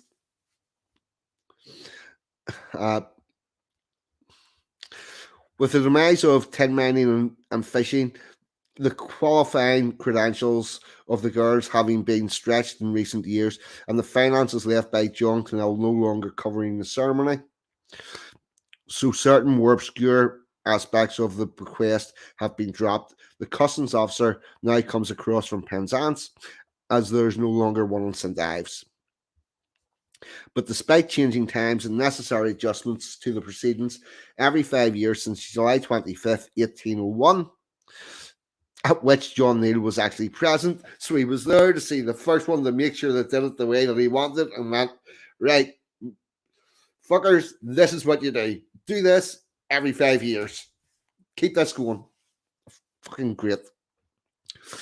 His wishes have been carried out, and hundreds of people swarm around the monument to witness, usually in perfect weather. Well, the global warming will see that. It's always going to be good weather. Yeah, oh fuck no, it can rain in this country. This ceremony, unique to St Ives, which ends with the singing of the 100th Psalm, all people on earth do dwell. What became of John Knill? Highly regarded by the legal profession, he became a member of Gray's Inn in 1782, whereupon he left St Ives for London. He was called to the bar in 1787 and died at Gray's Inn in 1811, aged 78. He was buried in Holborn.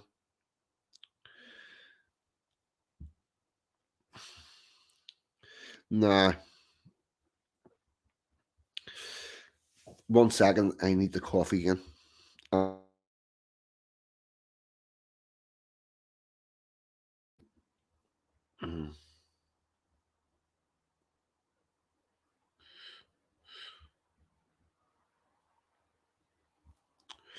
Right. Okay, everything's good in the chat. So here's a bit of details about the ceremony. The ceremony is held on the feast day of St James, but never on a Sunday. So in 2021, it took place on the 26th of July. So if the date falls on a Sunday, they have the event on the Monday, much like the 12th of July parades in Northern Ireland.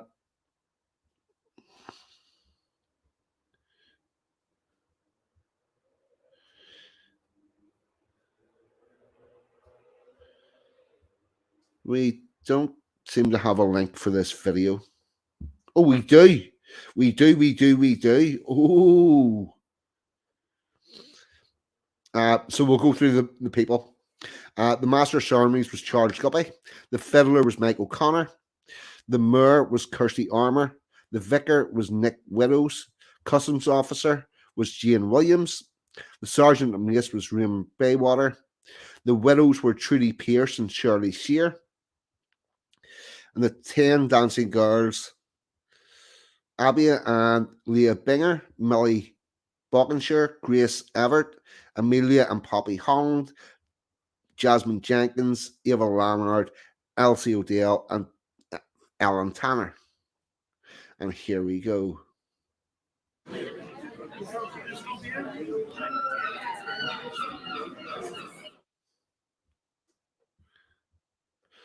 One second. Let me have a look at this on StreamYards.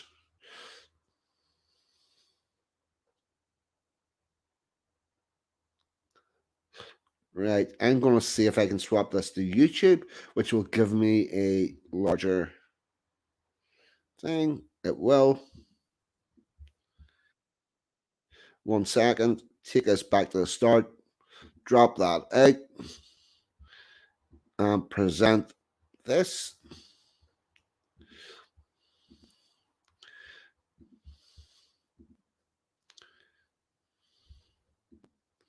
We're good to go. We are.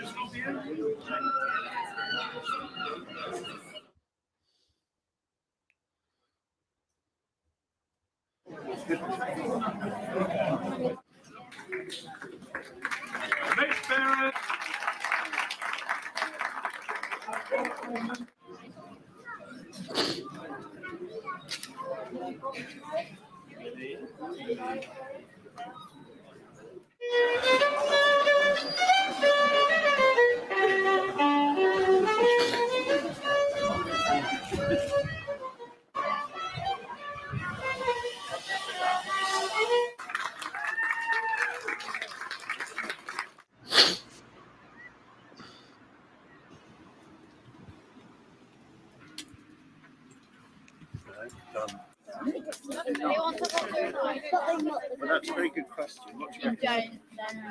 Don't.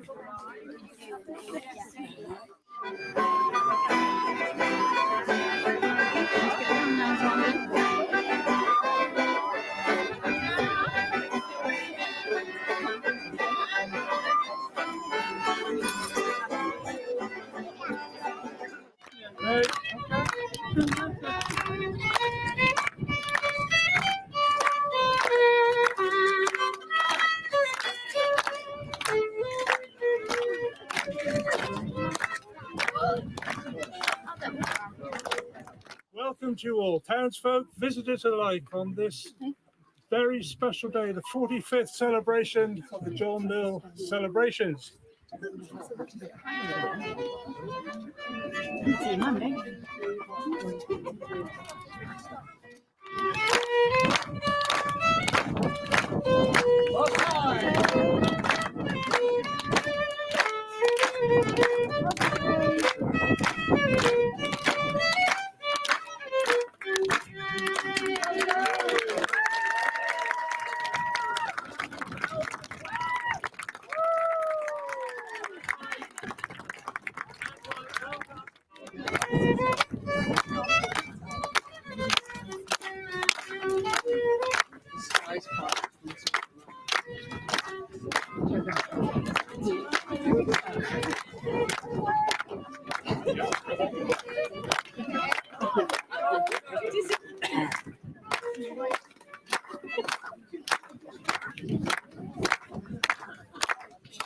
And the last time.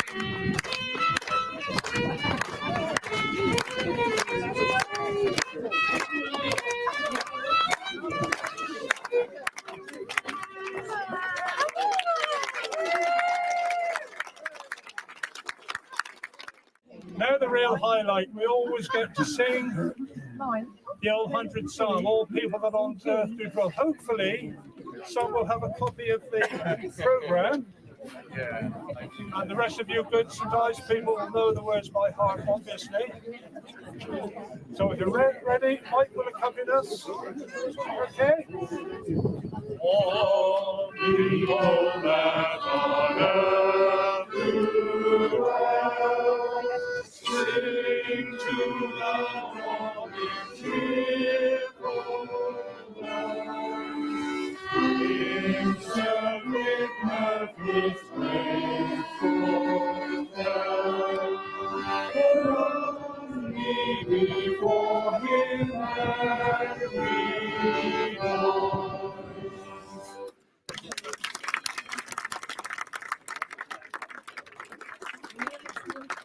Oh, well done. That was super. Excellent. Excellent.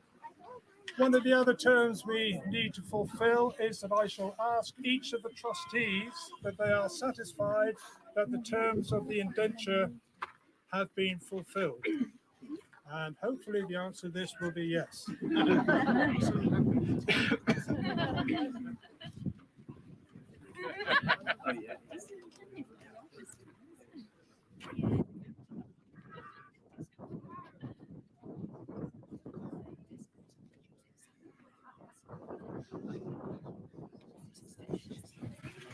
Well, the terms have been fulfilled. Hooray!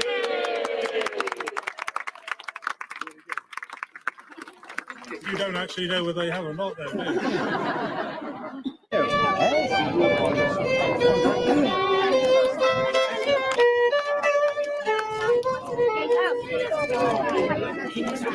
Well done, darling.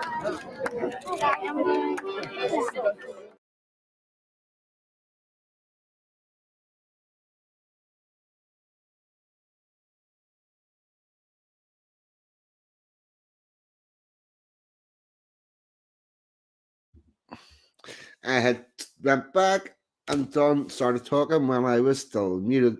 Wicker Man is more at Easter time, or as we like to call it, the Feast of Death and Rejuvenation. Yep, I was muted, but I was only muted for moments. Moments. I have another little bit on that I want to pull up, which is mostly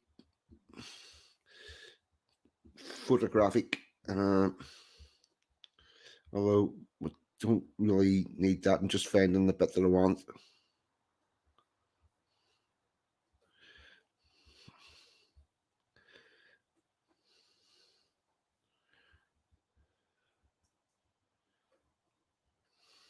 Right, this is a bit found a bit that I want. I'll bring this up. This is the actual, a bit more about the what he had set aside and who had to take part in this. I'm going to zoom this in a little if I can. So that he may be remembered, John Knill left money as well for celebration to take place at the steeple every 5 years on July 25th, with the 25th should fall on a Sunday, as it did this year, the 26th. Setting aside a budget of £25 for each event. That's not going to stretch away it used to. The instructions were for the money to be spent as follows. £10 for a dinner for the trustees and dignitaries, including 2 guests each, to take place at the George and Dragon in St Ives, which unfortunately no longer exists. But I reckon that a tenner, they're getting 2 portions of chips between them at that sort of money. £5 is split between the 10 girls, who must be daughters of either fishermen, tinners, or seamen of that town. £1 to pay the fiddler, and he that pays the fiddler calls the tune. £2 is set aside for the 2 widows, so they're getting a quid each. And £5 goes to the man and wife, widower or widow, who shall raise the greatest family of legitimate children who have reached the age of 10 years old. So he's actually in his will. He left this money and went, right, see the people that have lots of kids, give them some money. I think it's actually quite a good idea. £1 is spent on white ribbon for the breast knots, and the remaining £1 is set aside for a Villian book for the clerk to the trustees to record the proceedings. So that's actually quite, as much as he did do something to ensure that he would be remembered, I think it's actually quite nice. There's a wee picture of the fiddler that we seen earlier. There's a girls heading off to do their dancing.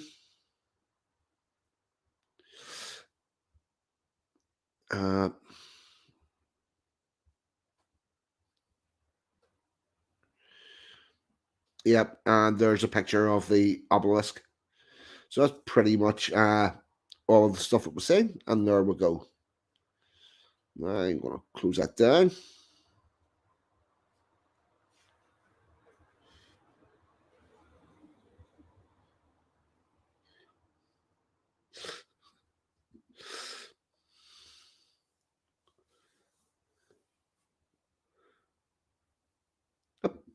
A pony to walk around your town? Yeah. With that, there's that link copied. 1 second. If anybody wants to come on for a chat, feel free to jump in. I'm just going to prattle on for a couple of minutes. We've done an hour 45. We're pretty good with that. We've got the content that we wanted. I'm going to talk to the chat, and yes, well, if you have two fiddles, you can have them doing that competition music stuff. That would actually be quite good.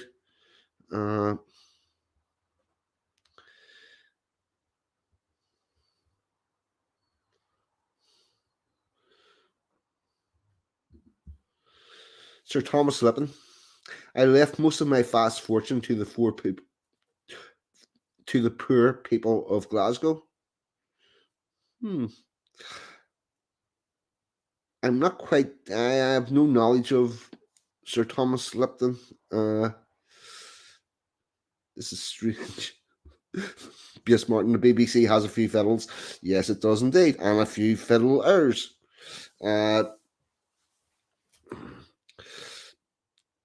The BBC has much to answer for.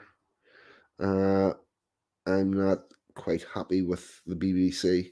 And what else am I going to do? I think I'm going to shamelessly plug one of my poetry videos. While we're prattling along, because I can. Yep. Oh.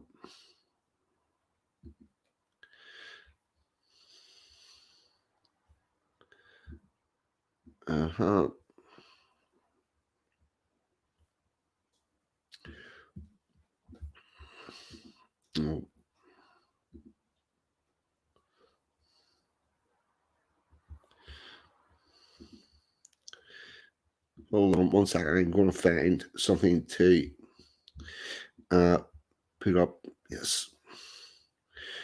There we go. One momento. I will be with you all momentarily. My channel playlists.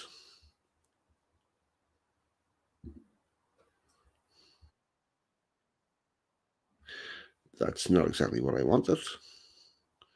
One momento. I thought FIFA playlist.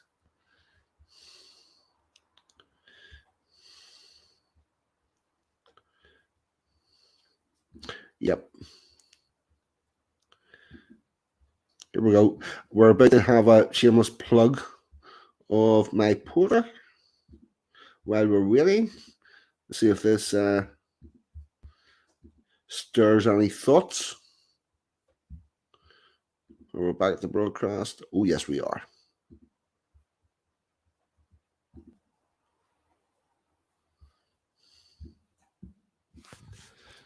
I am the thoughts inside your head, the consciousness they thought was dead, the words they are afraid to voice in this illusion we call choice. I tell you, you will not find me inside polite society where with raised fingers they sip tea, dreaming dreams of mediocrity, where every person they protect by being politically correct, sleepwalking into censorship, which in truth is dictatorship sent from that liberal mothership, where politicians practice platitude, pretending to be great and good, and inside the church beneath the steeple the pews get filled by brain dead sheeple who from the moment they were born were only taught they must conform, swallowed it all, hook, line, and sinker. You must not become a thinker.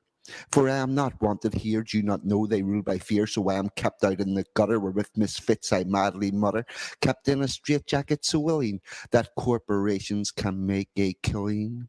And even as you watch the news, you miss the tricks the media use, distract, distort, reality rarely report, ideology import, manipulate, misinform, truthless tales try to transform.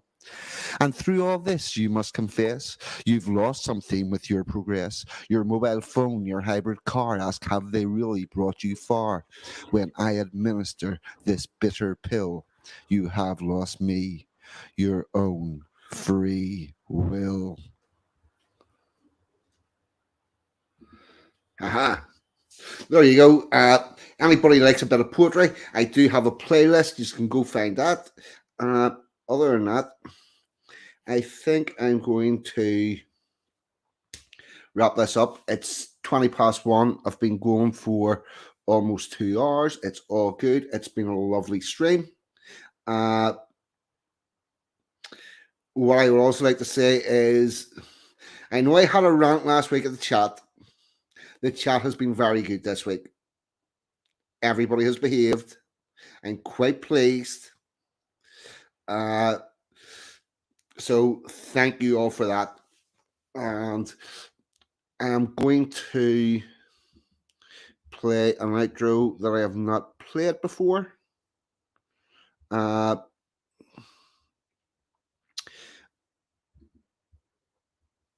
This is about a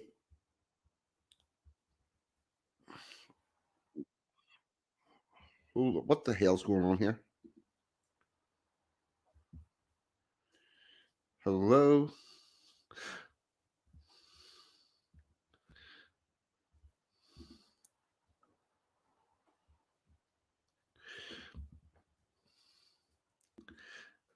That, fuck.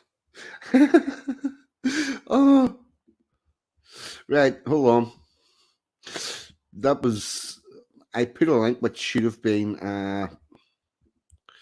something else. Here we go.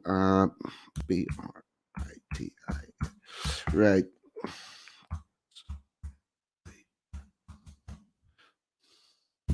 So here we go. This is a song by Harvey Andrews. It's about Sergeant Wilts of the Parachute Regiment who was serving in Northern Ireland. And that's what I'm going to use as my. Oh, Rory, what about you, sir? 42. How are you doing? I'm doing good. How's yourself? Can you hear me? I can indeed. Yes, a senior message. I can't hear you, 42. Hello, hello. 1 2 1 2. Yeah, I did nearly have a quantum leap. I went to put up a link, and it was actually the link to the stream. It was all fucking mad. Yep. Rory, can you hear me now? Hold on. Can you hear me now? Yes, I can hear you. You're coming through good. Chat, can we hear Rory on the... Damn it. Hold on a second. Are you in the StreamYard bit or the YouTube bit? And now we'll have Packer.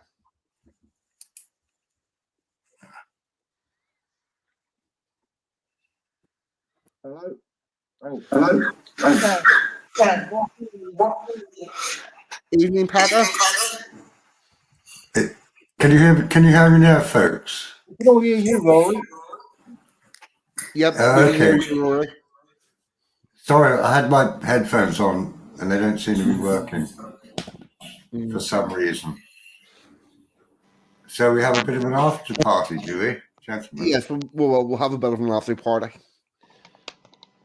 How's yourself? Yes, Rory, I seen your message in the chat. I will get you modded up. There, in order to do that, I have to get into the YouTube chat, which I don't generally have up on my screen, but I can do that after the screen. I'll get you modded up. Not a problem. No, that's okay. 42. I wasn't asking really. Yeah, I wasn't really asking to be a mod. Right. I just wanted to be able to send you a file. Right. Yes. Because of your mod, you can put links and shit in. Yeah. Yeah. The other thing is I tend to not be checking on my emails and stuff mid-stream. So I'm lucky to check my emails outside of the stream. Be fair. And I get a whole load of spam. Well, not spam. I've ended up in a load of Hastings groups and stuff for I don't know why. Legally, the government can read any of your emails that you haven't opened after 60 days. And I pity the poor fucker that has a job of opening my emails after 60 days because I don't open my emails.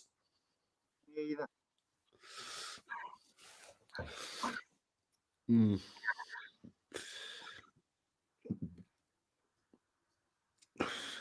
Packer, how's yourself? I'm all right. I've lost the lead to the computer, so I can't hear you properly. But I can hear you. Oh, this is the I chatter with used to say what a balls up Rory was making of it all, and I've fucked it up. yeah. When you had the exact same problems or similar problems. Oh, holy shit! There's somebody else in.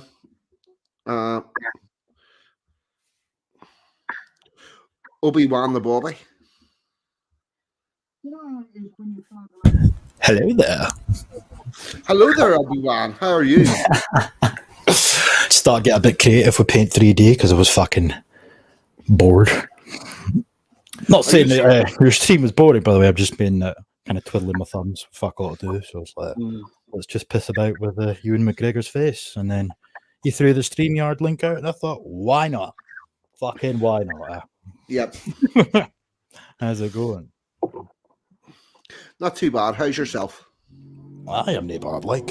So I got a week off work now, so that's the first fucking holiday or the first period of time I've had off all year. So long overdue, eh?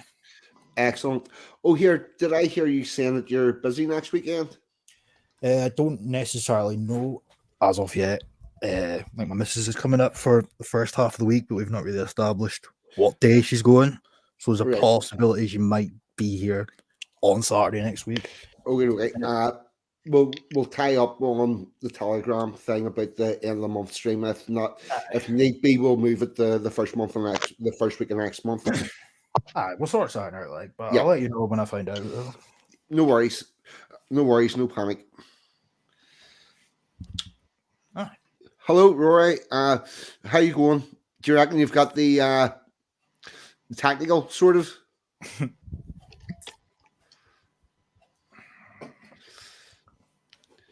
Yes. I like your hat. Rory, it looks like you muted your mic. I bet he can hear you now, though. You can probably hear me. Rory, you've muted yourself, so we can't hear you. Oh, dear, it's playing up. Yep. Never mind. Here we go. It's worth it for the comedy. Well, people are going to laugh at me, aren't they? I'm afraid. But 42.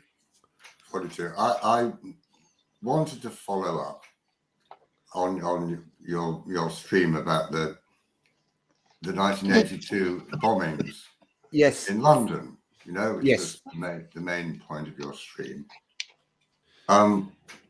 I just wanted to mention that a friend of mine, in fact my father's solicitor, he was in 2 years after that, he was in the Brighton Hotel bombing, where the IRA tried to assassinate Margaret Thatcher and the Conservative government at the time. And, thankfully he wasn't injured, but I don't know whether you've looked into that 42. It was a massive explosion. It took down 5 floors. I'm trying to remember the name of the politician's wife. She fell about, I think it was, Tebbit. Yeah, Margaret Tebbit. Yeah. Yeah, she was she fell 4 floors and was in a wheelchair for the rest of her life. But, my friend, I mean, I knew him, he was a bit older than I was, it's a battle. But, he was there when it happened, and it was quite scary. Yeah, I probably will cover that at some stage. What I tend to do is, whenever I'm going through the year, start of the week, I'll look what happened in history. That first thing I look for is traditions that happened during that week, and then the second thing I look at is historical events that are significant. I try not to. this stream could very easily turn into fucking lost lives, where every week I talk about who was blew up, who was killed, who was murdered, because there isn't a day that is not covered for an anniversary of somebody that was killed during that. The Civil War that we laughingly call the Troubles. So I try not to cover it too often, but I will. That one is worth covering because this is the other thing. I'm not having a go at you. Oh yeah. Oh, I understand you're not having a go. I'm just trying to follow on a little bit and tell you some personal experience of someone I knew who was nearly blown up by the IRA. Yeah, it's fuck me. Yeah, and how did he go after that? Well, his wife wasn't with him. Yeah, thankfully, but yeah, he was shaken up by it. Of course, I mean, it was a huge explosion. As I said, 5 stories came down. Fuck. I think it was at the back of the hotel, not in one of the main rooms in the front. Most of the cabin. Margaret Thatcher was okay; she survived. It's just where it went off, and it took down part of the hotel. And they basically tried to take out as much of the British capital as they could. Well, they did exactly. That was the plot. Yes, and they basically failed, but they took out some of the people. Yeah. Yeah. I think I don't. Gosh, I don't know what the death toll was. I honestly don't off the top of my head either. All right, I've just quick Google. Yeah, the bombing killed 5, none of whom were cabinet ministers. Conservative MP Sir Anthony Berry was killed along with Eric Taylor, Lady Shattock, wife of Sir Gordon Shattock, and a few others. So they didn't succeed their aim, but they did end up killing 5 people. Yeah. Well, this is the other thing. Whenever you plant bombs, walk away from them, and then explode them, you're never quite sure who you're going to get. They're not a. Absolutely. They're not a precision instrument. You don't know who's going to be there, do you? At the end of the day. No, and they're also a lot of them. Outside of the ones that are detonated by remote control, anything with a timer, you have no control over it whatsoever once you've walked away. They are. It was a delayed bomb. Yeah. Yeah. Whenever they say delayed, they're normally somewhere between 5 minutes and 12 hours. There's a reason why it's 12 hours, which, again, I'm not going to go into, but it's got to do with Mickey Mouse alarm clocks. You can get into a lot of trouble if you explain that on YouTube. Yeah. 42. Well, yeah, you probably could, but it's got to do with a Mickey Mouse alarm clock that will give you anything up to 60 minutes or 12 hours, and a couple of wires and a battery or two. I'll give you a timer, and then you walk away, and sometimes they go off, and sometimes they go off premature. Sometimes they don't go off at all, and it's really just, it's a very strange level of callous.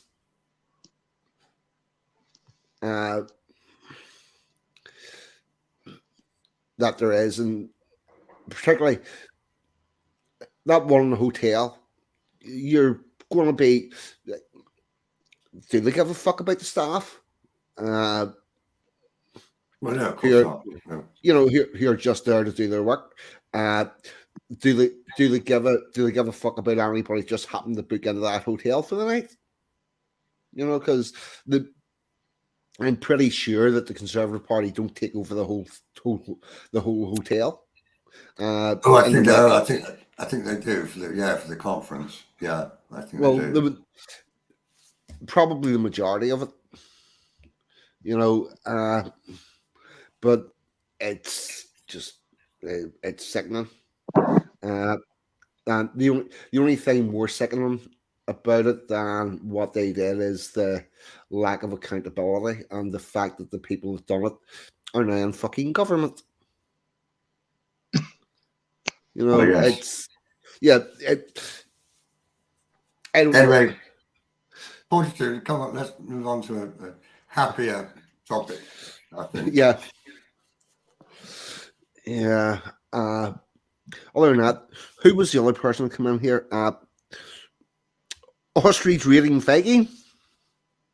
Good evening, 42. It's myself, Exile yes. Viking. I Yes, just changed my name for fun. Yes, I know. I figured it was you. Ostrich Riding Viking. I actually, we did the ostrich racing one night for the one week for the Strange Sports. That's right. And I've never forgotten about it. I seem to have an ostrich obsession now. Yeah. But it's been a really interesting stream tonight. I learn something new every week, so I keep them going. I do enjoy them, and I think everybody else is the same. Well, I never knew the half of it, the traditions that we have in this country, and the wee festivals and strange, quirky things. That's all. You've all probably heard this before. This all started whenever I got my local news telling me about the fucking Notting Hill Festival, as if I was going to go down to the docks and splash across the water and visit it, you know, in London, that has fuck all to do with us. And I went, I bet you there's a ton of festivals that happen that don't get that publicity. And we're doing this over a year. There hasn't been a week where there isn't a festival. And what's more, I haven't even covered them all. Yeah. Well, I enjoy all these new, because it's all new to me, but I certainly have no bloody interest in Notting Hill because it's more Jamaican, Caribbean themed. It's not even remotely British. And it's also a cesspit of debauchery and crime and violence. So why would anybody go to that in the right mind? Well, it was never intended to be. It was never intended to be British. It was a festival they invented for the people that came to this country to showcase their culture, which turns out to be eating jerk chicken, rape, stabbing people, and taking drugs.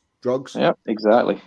In Glasgow every year, we have a festival called the Mela Festival. That's more South Asian, but predominantly it's Hindus and Sikhs. But the thing is, they actually do make the effort to include everybody of whatever description they are. And you know what? Zero violence. The police are just standing around doing nothing, and there's no cause for anybody to be alarmed. But I can't say the same about Notting Hill, where the police are constantly shuffling people, checking them and asking them questions and frisking them as well, but not in the Mela Festival, which is actually what I would say the ideal alternative festival if you want a little bit of Asian culture and food and dancing. Is actually relatively peaceful. I don't know if you have that in Northern Ireland, such a thing, the Mela. No, no. Okay. I think that's local to Glasgow. Yeah, I have to add a few words here about Notting Hill. I actually had a friend of mine who lived in Notting Hill in the 1980s. It wasn't too bad back then. In fact, he even claims he dated Jenny Agutter at one point. Okay. Who's Jenny Agutter? Oh, what? Come on. Famous actress. Oh, right. The actress, the white woman. Yeah. Yeah. She was in Logan's Run, I believe. I've seen that. American Werewolf in London, where she was in the shower. Anybody remember that by any chance? No. Just me then. Yeah. Back to you, Exile Viking. Sorry. Oh. No, sorry. I was just going to say somebody's phone is buzzing away. I hope it's not a premature detonation. Sorry, that was bad. Sorry, I take that back. Yeah. Yep. No worries, it's fine. 42. I was going to say, I remember months ago we talked about could come over to Belfast. Now I was actually thinking to come kind of soon enough, and I could come meet up with you and see the murals and stuff like we talked about. If you were still up for that. Pardon? Sorry. No. What? Sorry, I was reading the message there. All right. Right. Sorry, what did you say?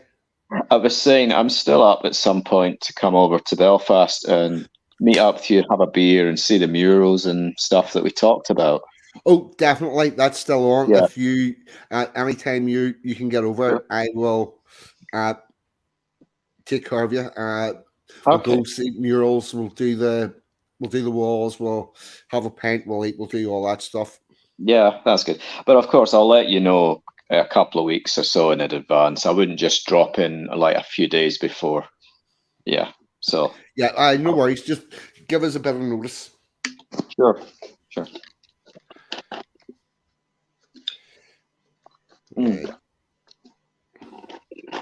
Another thing, I've mentioned it in Sensum Strew. I was talking to Toffee, but I recently returned from Hungary, and what a difference that makes to the UK. Hardly any blacks or anything other than white Hungarians and Christians. And your average Hungarian, they don't have favourable words to say about the mass migration of Western Europe or the UK government for that matter. And as much as I don't like the truth and I don't like people running a country down, but they're actually correct. But what I liked is the baseness of what we would have been like 30, 40 years ago. They just don't give a shit. And one guy in particular was just dropping the N-bomb left, right and centre and giving it real loudly about Boris Johnson, Rishi Sunak and everything. So I'm thinking, what a based country. I loved it. And I was there only 3 days. But I just love Budapest. It's a really great place. I recommend it to everyone. Yeah. Budapest would be good. Place I've never been.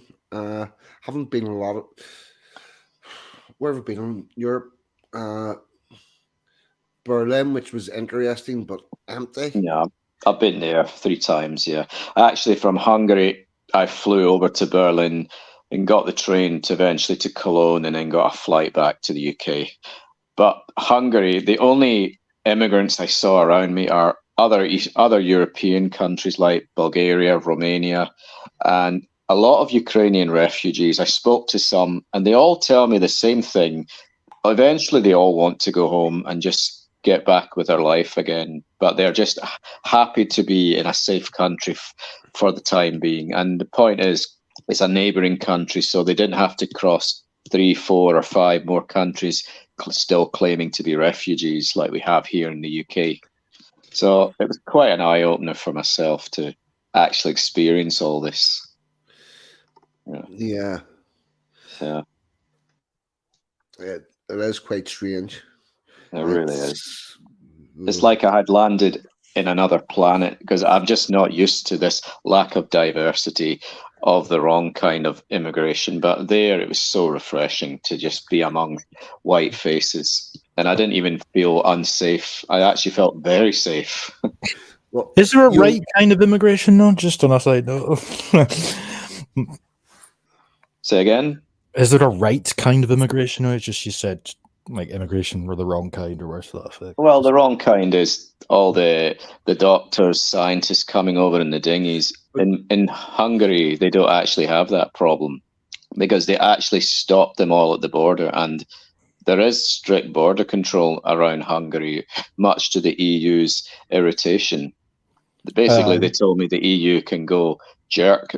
Hungary will make its own decisions. Yeah, they did as far as illegal immigration is concerned, but I seen something on Telegram the other day where he himself is now he's now conceding that Hungary's going to have to start considering importing labour. So what might not very necessarily be like illegal immigration, but they're still going down the same route as everybody else about importing legal migrants. So well, that just waits to be seen. But there are certainly plenty migrants from around the European Union, but they're all there legally because they can all come and go. But I very few blackface. I saw one black guy walking across the Victory Bridge in Budapest, but I'm assuming he was a tourist because he was with a woman and two young girls, and they were speaking some kind of other language. But very few kebab shops. But I just saw very few compared to what we have here in the UK. And I think the Hungarians have got it right. Hungary for the Hungarians. And if you want to come here, you have to integrate, you have to work, and importantly, you need to learn the language. I have a question for the ostrich. Yeah. I've actually never been east of what was called the inner German border. And my question is, of all those countries you visited, what was the most beautiful city that you've been to, and how would you describe the architecture? The most beautiful I saw up till today is Budapest. It's like the Austro-Hungarian era when Hungary was part of the Austrian Empire. There's a heavy influence of Austrian-style buildings because I have been in Vienna and I see very similar. So I would say for now, Budapest is probably the most beautiful city in Central Europe. And then compare that to Warsaw, which I was there in January this year. Another beautiful city with very few of the migrants that we're all too familiar with. But I would say for now, Hungary is beautiful. And I'm not a big fan of Berlin. I've been there 3 times and I just don't like Berlin at all. I don't think it's as beautiful as it might have been before the war, because a lot of it was destroyed. Are these, well, yes, obviously, like Cologne, other Dresden, other cities. No, I was going to ask you, I mean, were they government buildings or cathedrals or a mixture? It was a mixture, government and even residential apartment blocks. They're just very ornate style, which I did notice a lot of them had plaques on their built into the stone, like 1874, 1896, and just so on and on. During the golden age of the empire, they put a lot of effort into building beautiful structures, but they obviously were apartments of the rich and well-to-do at the time, but now they're just normal people live there. But a lot of beautiful buildings, and they did not pull them down during the 60s and 70s like we did. They actually, during the communist era, preserved whatever they had, and they built uglier old new buildings on the outskirts of Budapest. But in the center of the city, you can find all the old buildings are still standing.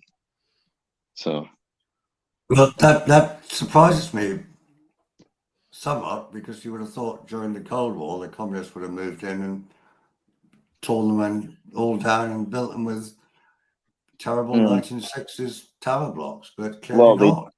Well, they did do that, but they're on the outskirts. They're in the council, the estates and places, but you'll not really see that in the city centre because it's obviously for show and to make a good impression. Yeah. Well, they always, excuse me, they always used to say it's just a facade. There's nothing actually behind those buildings.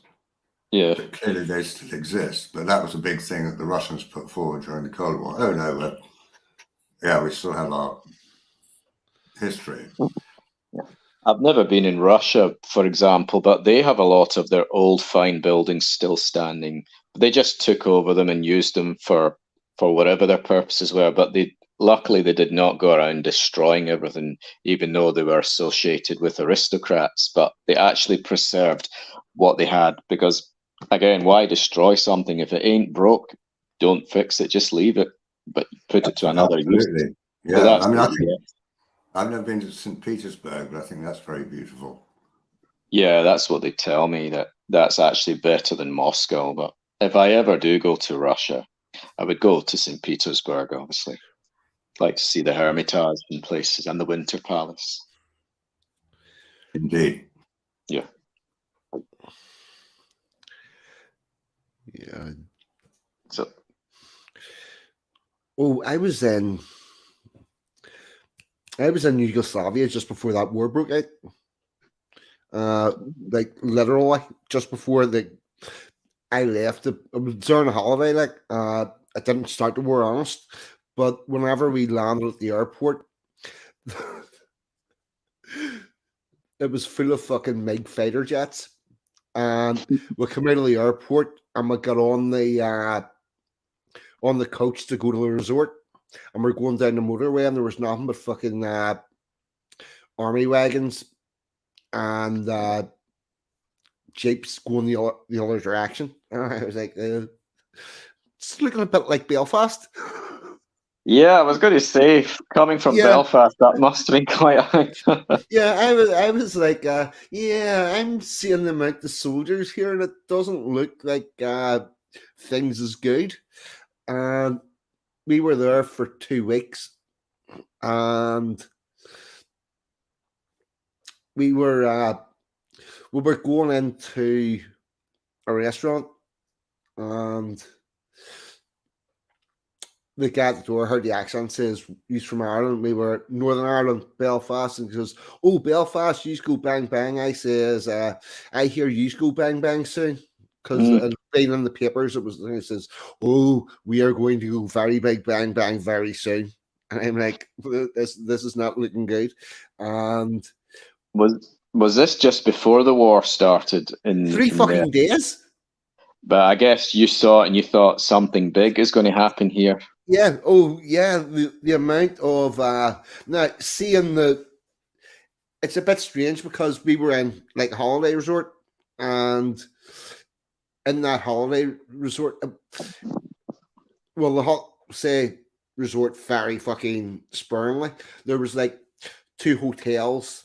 There was a place down the beach that hired out masks and snorkels and beach balls, beach towels, beach umbrellas, stuff like that. And there was a town sort of close that you could walk into, and it had restaurants and all sorts of stuff and was tourist oriented, but there was very little. It wasn't a big place by any stretch of imagination, but if you had to go anywhere outside of that, there was a very large army presence, and I'd been reading the stuff that there was possibly trouble on the way. All right, okay, and on the airport, and coming back, there was very, very few commercial aircraft, lots of military aircraft. And hear me, this thing's going to go big. And we landed back in Belfast, and about 3 days later, it was on the news, a war has broke out in Yugoslavia. And I was like, oh, fuck, I thought that. It's really bad. Well, I'm friends with a Serb. He now lives in Cologne, but he actually fled when the war started. His father was killed by Bosniaks, but he's a nice guy. And I did notice one thing. If you become friends with a Serb, and he even verified that, he said, if you make friends with a Serb, you have a friend for life, my friend. Which 6 years later, we're still good mates, and he does text me quite often, how's things in Scotland and all that. But yeah, he certainly saw a lot of shit. So bad that they had to flee for their lives. Yeah, it also puts what happened here in perspective, because like we didn't have a full out war with artillery and shit and fucking fighter aircraft and whatnot. If we had, it made it done millions of pounds worth of improvements, but there is that. Yeah, well, again, it was on it was an issue of religion and territorial, but mostly it was religion because, with the Bosniaks being Muslim, the Serbs predominantly being Christian. But I do know that they took the war to the Bosniaks because they struck first because they knew it was coming to them eventually. So they just decided to accelerate the issue. But unfortunately, they lost the war. But again, I'm not one to say who's right, who's wrong, but I do know why they started the war quite quickly. Did NATO not win that war? Yeah, on the behalf of the Bosniaks, they started yeah. bombing strategic points. I think Yeah. Rory would be better qualified to discuss that. Rory? Yeah. Sorry, we're talking about World War One. I mean, No, the Bosnian War, the war in the Yugoslavia with the Serbs, NATO. I don't know an awful lot about that. I just think it was a shame that Djokovic lost the Wimbledon final. Yeah. Being a Serbian. Basically, NATO invited itself to the war, and it sided with the other people, and they basically knocked the Serbs out. And then after the war, the Serbs were routinely persecuted, harassed, and everything by everybody, and NATO did nothing to stop that. They just let it happen. Oh, okay. That kind of shit. Yeah, now I know what you're talking about. Right, and now Serbia's got a problem with Kosovo. Yeah, I think James Blunt, the singer James Blunt, he served in that war in an armored regiment. Yeah, yeah, I know he was. I know he didn't like it at all. You know, I read something many years ago that he actually refused some orders. He was told to do something. He said, "No, I'm not going to do this." Well, here's what I've been told by my Serbian friend. He said his old secondary school, it was right in the middle of a community of Muslims and Christians. That now the school has been divided into by a high security fence right through the playground. The Christians stay on one side, the Muslims stay on theirs, and they've got separate exits and entrances. So it's kind of reminding me a wee bit of the Peace Walls 42. Yeah, sounds like It's right like here. that. And the fence goes all the way down through a street, through a village. It cuts it right in half. It's just absolute insanity that it went this way, the way it did. Yeah. Yeah, I would love to see those fuckers that sing bridges, not walls. Oh, I yeah. would love to take them to round Belfast or somewhere like that, where the people on both sides of the wall want the wall there. Yeah. Because I can guarantee you, in Serbia, see that wall down through that village, nobody wants to take it away. No. In fact, I even saw a short documentary. The school children actually shout abuse at one another at playtime, and honestly, that's how bad it is. It's only the fence which is stopping them get at each other, because I think they would kill each other if they were given free rein. So they content themselves shouting abuse and throwing food over the wall and over things to each other, and the teachers come in and say, "Enough, get back inside," you know. Yeah, it's a shit show. It really is. But I don't think the problem is solved. I feel it's eventually going to kick off again in that part of Europe.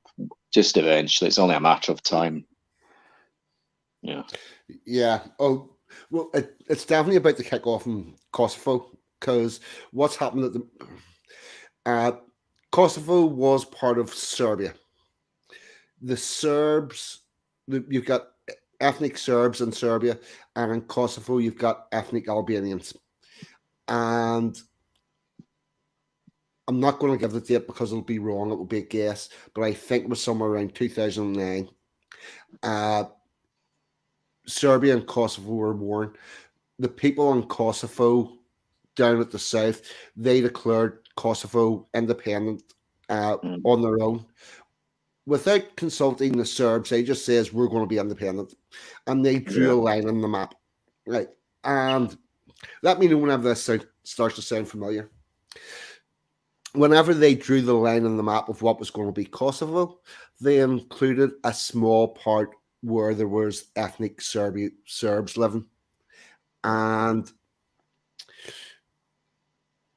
because they declared themselves independent, and the rest of the world recognized them, Kosovo became a place, and you now have a bunch of ethnic Serbs who live in Kosovo. And they have, from day one, said, no, we should be part of Serbia, we should be part of the other country. They haven't engaged with Kosovo, and they they've held their own elections and put in their own mayors in place and whatnot, and they've basically been self-governed. They register the cars in Serbia, which there is an argument about every so often. Now, the last election that was ran in that area was ran by Kosovo, and the Serbs went, fuck off, this is nothing to do with us, and they didn't vote, right? And big shout out to everybody who thinks, yeah, don't vote, spoil your ballot, blah, blah, blah. So what happened was, in that election, you had a 4% turnout, because guess what? The ethnic Albanians voted.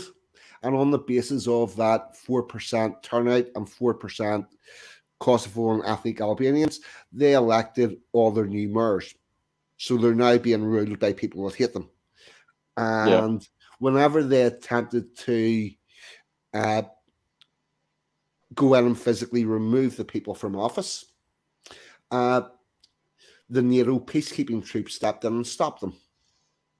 So I would say to everybody that thinks about boycotting elections and whatnot, that test has been run. It didn't go well for anyone. Yeah, Sansam's on it. Yes, exactly what happened in Donbass and Crimea, where the people in Kiev drew the line on the map in the wrong fucking place and brought a load of Russians into Ukraine that should never have been in Ukraine, and have been saying from the very start, we don't want to be part of Ukraine, and they formed militias in order to fight to stay part of Russia. And in a very similar thing, in 1920, there was going to be a home rule bill imposed in Ireland, where all of Ireland would be removed from the United Kingdom. And a bunch of people in Ulster banded together. They formed a militia, and they said that they were prepared to fight whoever they needed to fight in order to not be part of Ireland. And a deal was done with the British Army, with the British government, that if the Ulster Volunteers went and fought in World War One, that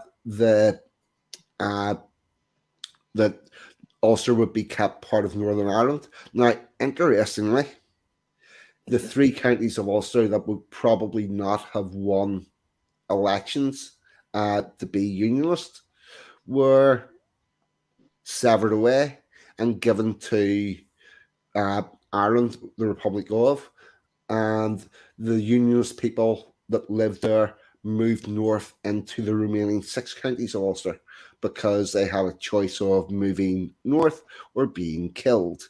But in that case, they actually drew the line on the map accurately. I'm pissed off that we lost 3 counties, but the people that live there are no longer Ulster people or Northern Irish. They're no longer British people. Those people moved north. The people that live in those counties now, by and large, don't want to be part of Britain, so there's no point in trying to take it back. But it's this seems to be a thing now where Western powers or Western backed local people are intentionally drawing the line on the map in the wrong place in order to facilitate a future conflict. Yeah, that's it. So realistically, for what you're saying, 42, Northern Ireland should be 9 counties instead of 6. Yes, it should. Yeah, I didn't actually know that. I just knew always of 6 counties, but I never knew of the 3 that didn't want to remain. Well, there was enough people. There was enough people in those counties that wanted to stay British for it to be a large complaint. But on the Ulster Volunteer Force, their ensemble was a red-handed Ulster with 9 shamrocks around it, which is now down to which represented the 9 counties, which is now down to 6. 42. Which were those 3 counties? Out of Donegal. Okay. Donegal, Monaghan. Right. Hold on. Was Sligo one of those counties? Donegal is a beautiful county, and around that what's the lake called? Loch Foyle, isn't it? Loch Foyle. Yeah, And there's Loch Ernst down there as well. No, one second. I'm looking this up. While you're doing that, Fortitude, when you mentioned the Ukraine with bringing in Russians, actually, I wanted to tell you something that a Ukrainian told me in Budapest. I just asked him, what's realistically going to be the end result? He said, the end result is going to be Ukraine is partitioned. Some parts will go to Russia, the rest will become Ukraine, and you will see a new Ukraine on the map. That's what's most likely going to happen, a partition of Donbass and surrounding areas and parts like that. So yeah, that is what's going to happen. Ukraine's going to change shape. Monaghan, Donegal, and Donegal and Cavan were the 3 counties that were stripped away. Okay.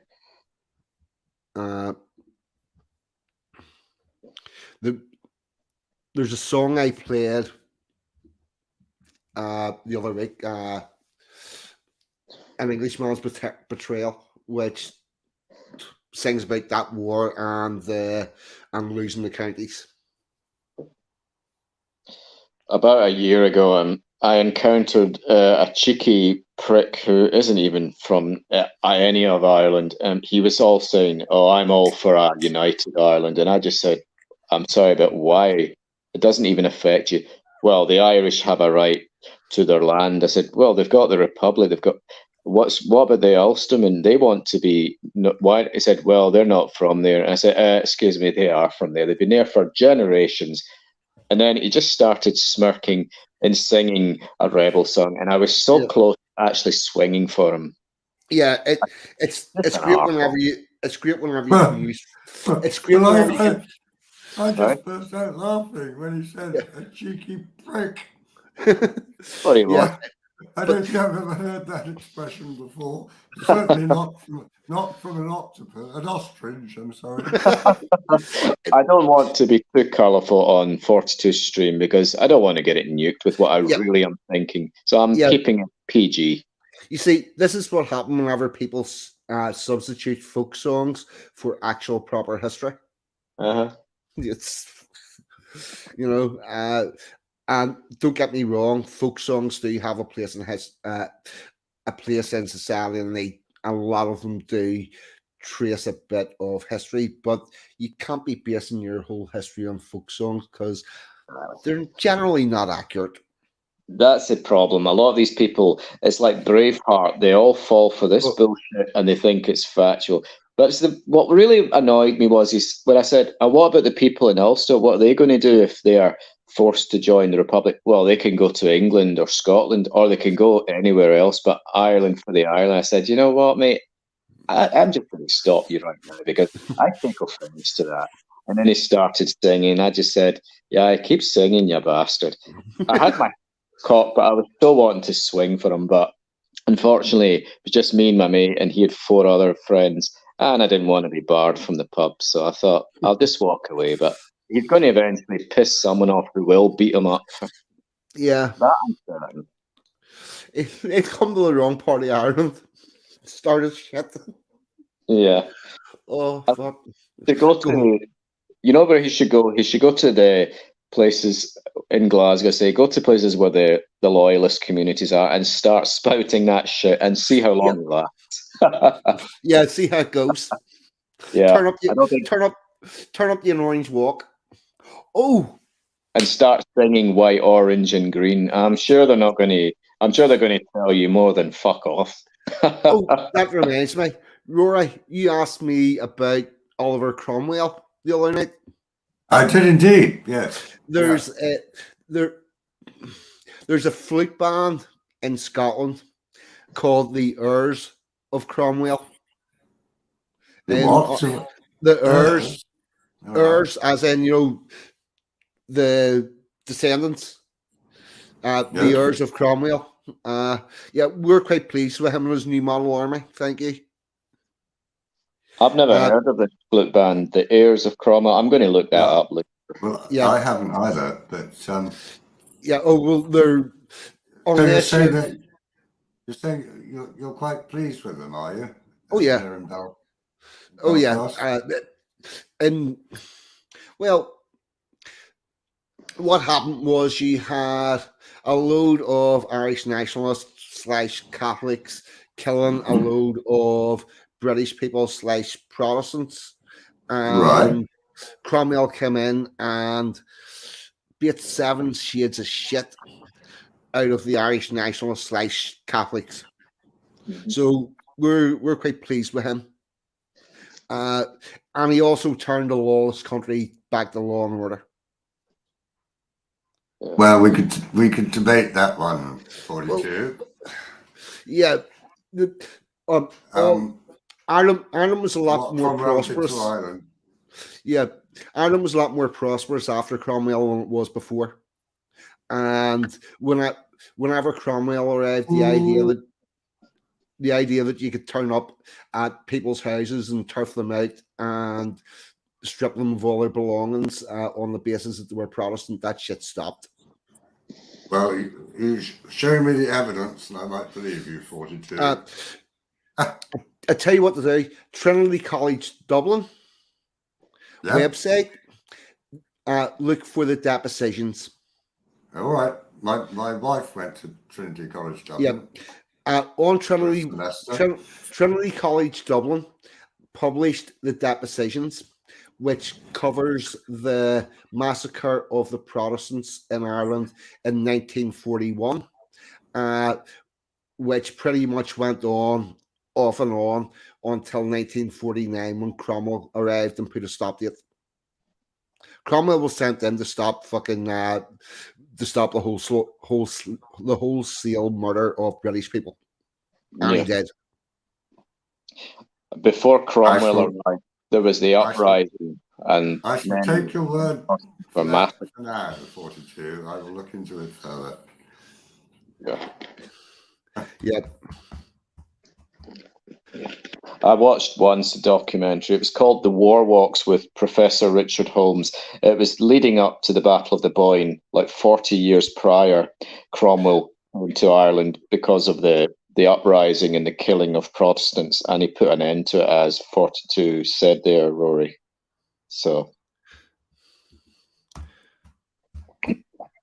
I'm not saying that I disagree. Yeah. I just said I'll have to look into it a little bit further. Yeah.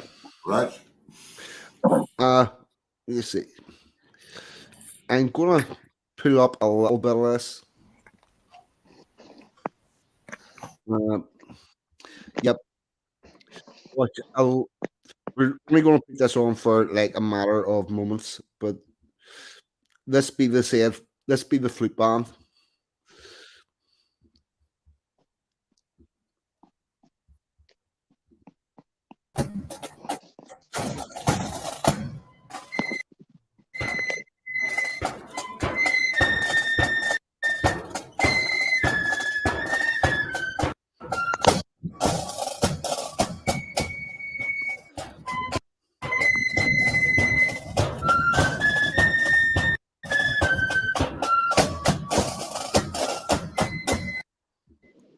I'm not even sure that's the right fucking band, but it's jumping. But did you see that building? That's the Kelvin Grove Museum. I live close to that, actually. Yeah. Pretty sure that was the fucking band that I was working one Saturday about a month and a half ago, maybe 2 months ago. And when I was on my way home through town, like a lot of the roads were sort of blocked off, and I could hear exactly what that sounded like there. But for ages, I couldn't see who it was or what it was. And it wasn't until I got closer. In fact, I think the video's still on my phone somewhere, but they were away in the distance. It wasn't until I got home and I asked on Telegram what the fuck that was that got told it was like an orange walk or something. But yeah, I think that's the same group. Yeah, so they were patrolling the streets of Inverness. They pretty much all sound the same. Yeah. The ones that were in Inverness, they had like big blue. I don't even know if you would class it as a banner. They were holding things anyway. They weren't flags up, like giant blue things. Wait, I'll see if I can find the fucking video. Just saying. Now, you'll have like was it like a large banner on two poles with a cross pole across the top? Yes, I think so. Right. That's an orange lodge. And that's the banner for the lodge.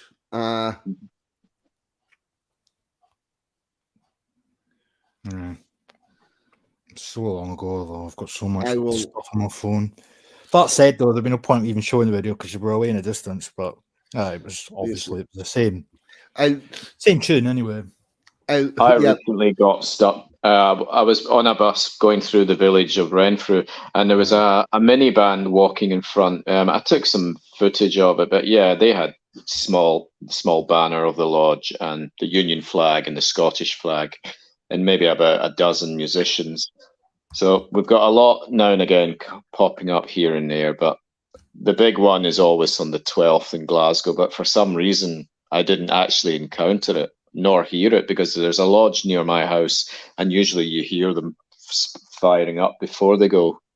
So I don't know what's happened, if marches have been scaled back. Who knows?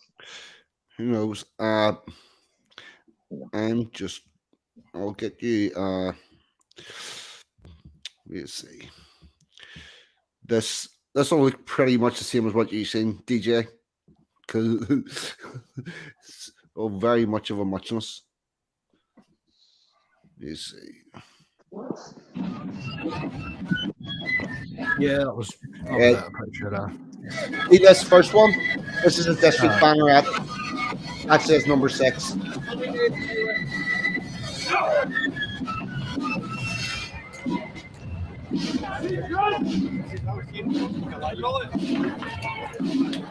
No.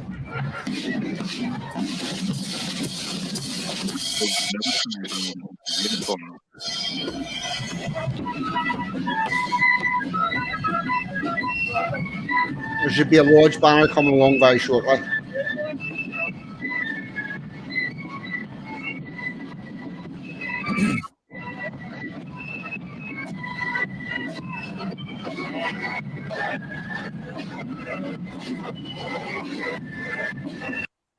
I scoot that to there.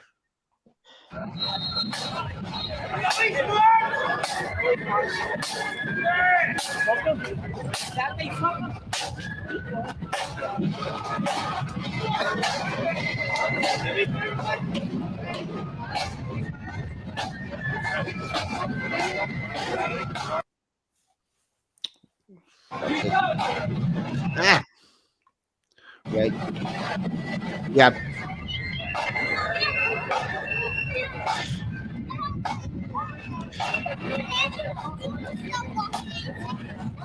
I'm going to assume, DJ, you've seen things like this banner that's coming up that's blowing in the wind. Aye, but I'm pretty sure it was blue. Oh, well, yeah. Aye, that's got blue on it. Yeah. Right, what's happening at the minute is it's very windy, so they're letting that blow because you're trying to walk up the road with a massive fucking kite. Yeah. But each of those banners goes at the front of a lodge, and it'll have the number of the lodge on it, something depicted on it of historical theme, and possibly the district that the lodge itself belongs to. And you have the lodge members walk behind it, and the bands go in front. Aye. Interesting. Yeah, I said in the private chat there, that was the one that got sent to me at the time after I got home that day for me to then confirm that's what I saw. Like, and that's the exact video there.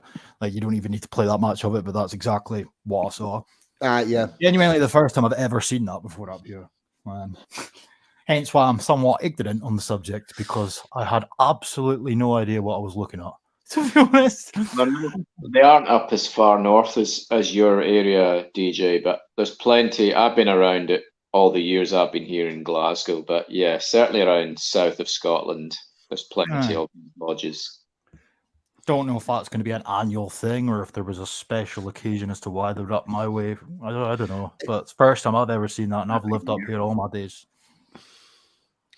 Very strange. Generally they are annual, and they have the same route that they follow every year. It's all quite strict in that because it's a tradition that goes back 150 to 200 years that they've walked those exact routes. They tend to be quite protective of them, although what happens is people that don't want them there move into areas where it's on a parade route, and then there'd be all sorts of fractions and friction. I have witnessed my fair share of fracas between them and people who oppose it. And that's why there's always a large police presence at any of these marches in Glasgow, because there's always somebody shouting abuse. Instead of just ignoring it, just wait. They won't be long, they'll pass by, but they're just there antagonizing, going on the road, walking in front of them, calling them all sorts. Well, I don't really see the point of that. Just ignore it if you don't like it. A lot of people turn up to be offended. Yeah. It's like the offended brigade, always something they have to have a gripe about. Yes. Well, and after one idiot even said, "Aren't you offended?" I said, "No, not really." I said, "I'm not in any of this. I don't have a problem. I just move out of the way." After watching that 42, I had to change into my regimental Panama hat. Yes. I was going to say an excellent parade. You look like John Davidson now with that hat. I was going to say that you have a touch of John Davidson about you. Yeah. John Davidson with an English accent. Right. I do hope he's getting better. I really do. I do. I was going to email him yesterday, but I'll do it tomorrow because I've been concerned. I mean, I know he's just taking a break, but he's been off too long now, and I'm concerned, as we all are. Yeah, absolutely. Because as you know, I've met John personally several times. Well, the other thing is you don't want them trying to do too much too soon. I know. No, I think we're all praying for him. Yeah, absolutely. It was like when Scott's armour disappeared for like half a year. Yeah, I was naturally concerned, and I actually assumed the worst. And then one day on one of the streams, I think it was DJ's stream, who appeared Scott's armour. So I thought, what the? Am I seeing things? And I wrote to John because he wrote recently at the time to say, "Oh, I'm very concerned about Scott's armour." And then I just said, "John, he just appeared on a stream," and he said that's good news that he's still with us. So he was very happy to hear that, like all of us were. I mean, if you're away for that long, people assume something might have happened or whatever, but it can kind of go the other way as well. Was it not sensible several months ago he went away on holiday? He was away for like a week or something. He went away for like a week and everybody was assuming he committed suicide or something. It's like, for fuck's sake, he's been away for 5 days and everyone's sitting, oh my God, I hope he's okay. Where is he? It's like, geez. Well, you know what, DJ? I was absent from John's stream for about a week, and then I just sit in, and then suddenly John said, "I don't know if anybody's noticed, but Exiled Viking's not been on for a while." And then I said, "I'm here." "Oh, there he is." "Oh, hello, Exiled." And then people said, "Where are you? If any issues, let us know. You got us worried." And I'm like, sorry, I didn't think anybody would notice somebody like me. But people do notice if regulars are missing from streams. Eventually you start to wonder what's happened. Yeah. The moral of this story, Packer, is you better stay on the streams. Otherwise we will be concerned about your life and your health. Yeah, I could drop dead at any moment. Don't worry about it. Wow. Well, we all could. Yeah. Yeah. You know, do you remember they gave us all that 600 quid? For, Don's just said Raymond Piper. Is he still missing? Yeah, I haven't seen Raymond Piper about Noel. I'm not even around enough to really say I've noticed. To be honest, barely in streams these days. Yeah.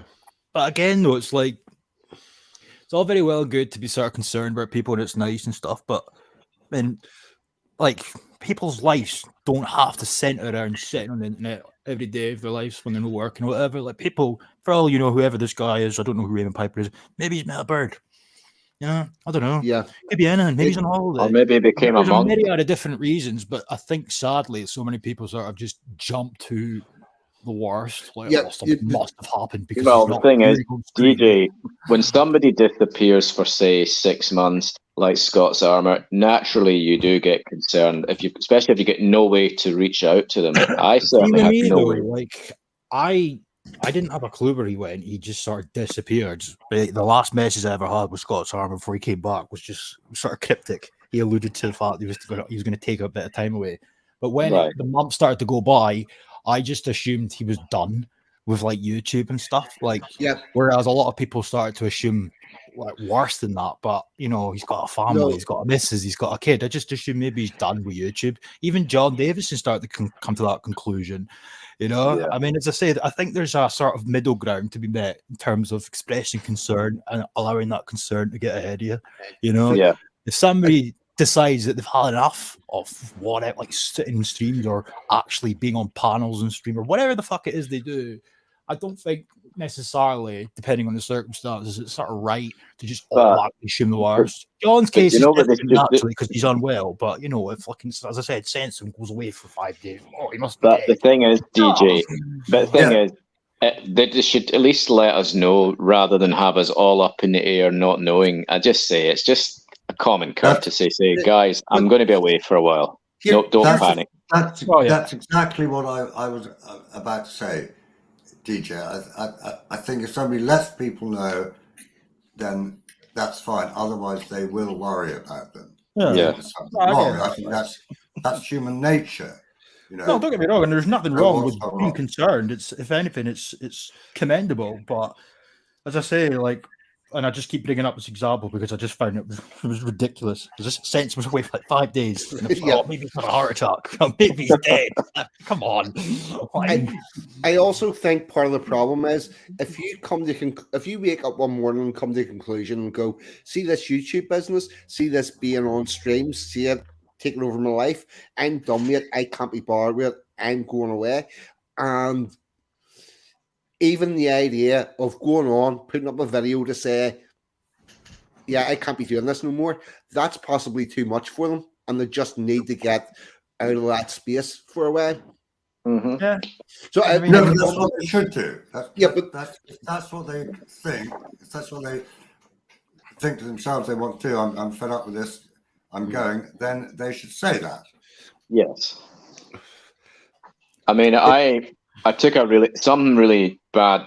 I was not planned, but last September, I just flipped and I went completely off my rocket. Yes, I did some things that I regret, but I reached out to 2 particular people who I speak to on the stream, and I felt a bit of connection, a bit of family there, you know, in that way, although they're still strangers to me. But I let them know that I'm just going to take time off. I told John and I told 42. I mean, 42 knows what I'm talking about because he was one of the people I reached out to just after the death of the Queen.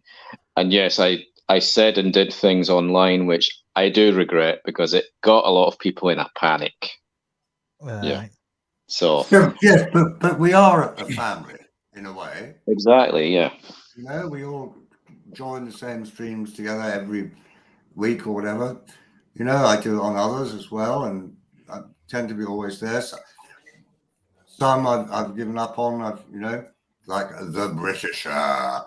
No. But, I mean, John Yeah, Davidson yeah. even told me if the next time ever you're feeling that way, reach out to me, even just knock my door or whatever. But he actually gave me that assurance that he would be there to listen to me. But he just said, don't ever suffer alone. Reach out to people. And that's what I would do from now on if I'm feeling Oh, absolutely. that way. Yeah. Yeah, we love each Same other. for me. It was at like 2021 and stuff that was going on behind the scenes that nobody had any idea whatsoever in terms of like I was appearing on streams every week and whatnot, but like things at work and stuff took a total sour turn. I just disappeared off the face of the internet for like 2 months. The only person that had any idea where I was to a certain extent was Scott's Armour, but I had to feel bad for him in hindsight because the amount of people that were like haranguing him with questions about where I am, how I was I coming back. None of these people had any way to contact me, quite frankly. I just want to have contact with anyone. So like the burden fell on him, in all honesty. But it was kind of refreshing when I did come back to see all these people. Like my first appearance when I came back was on John Davison's stream, funny enough, with Scott's Armour, just before 2022, Christmas going into 2022. And the amount of people that tuned in for that stream just because I'd returned was quite I remember. Heartwarming.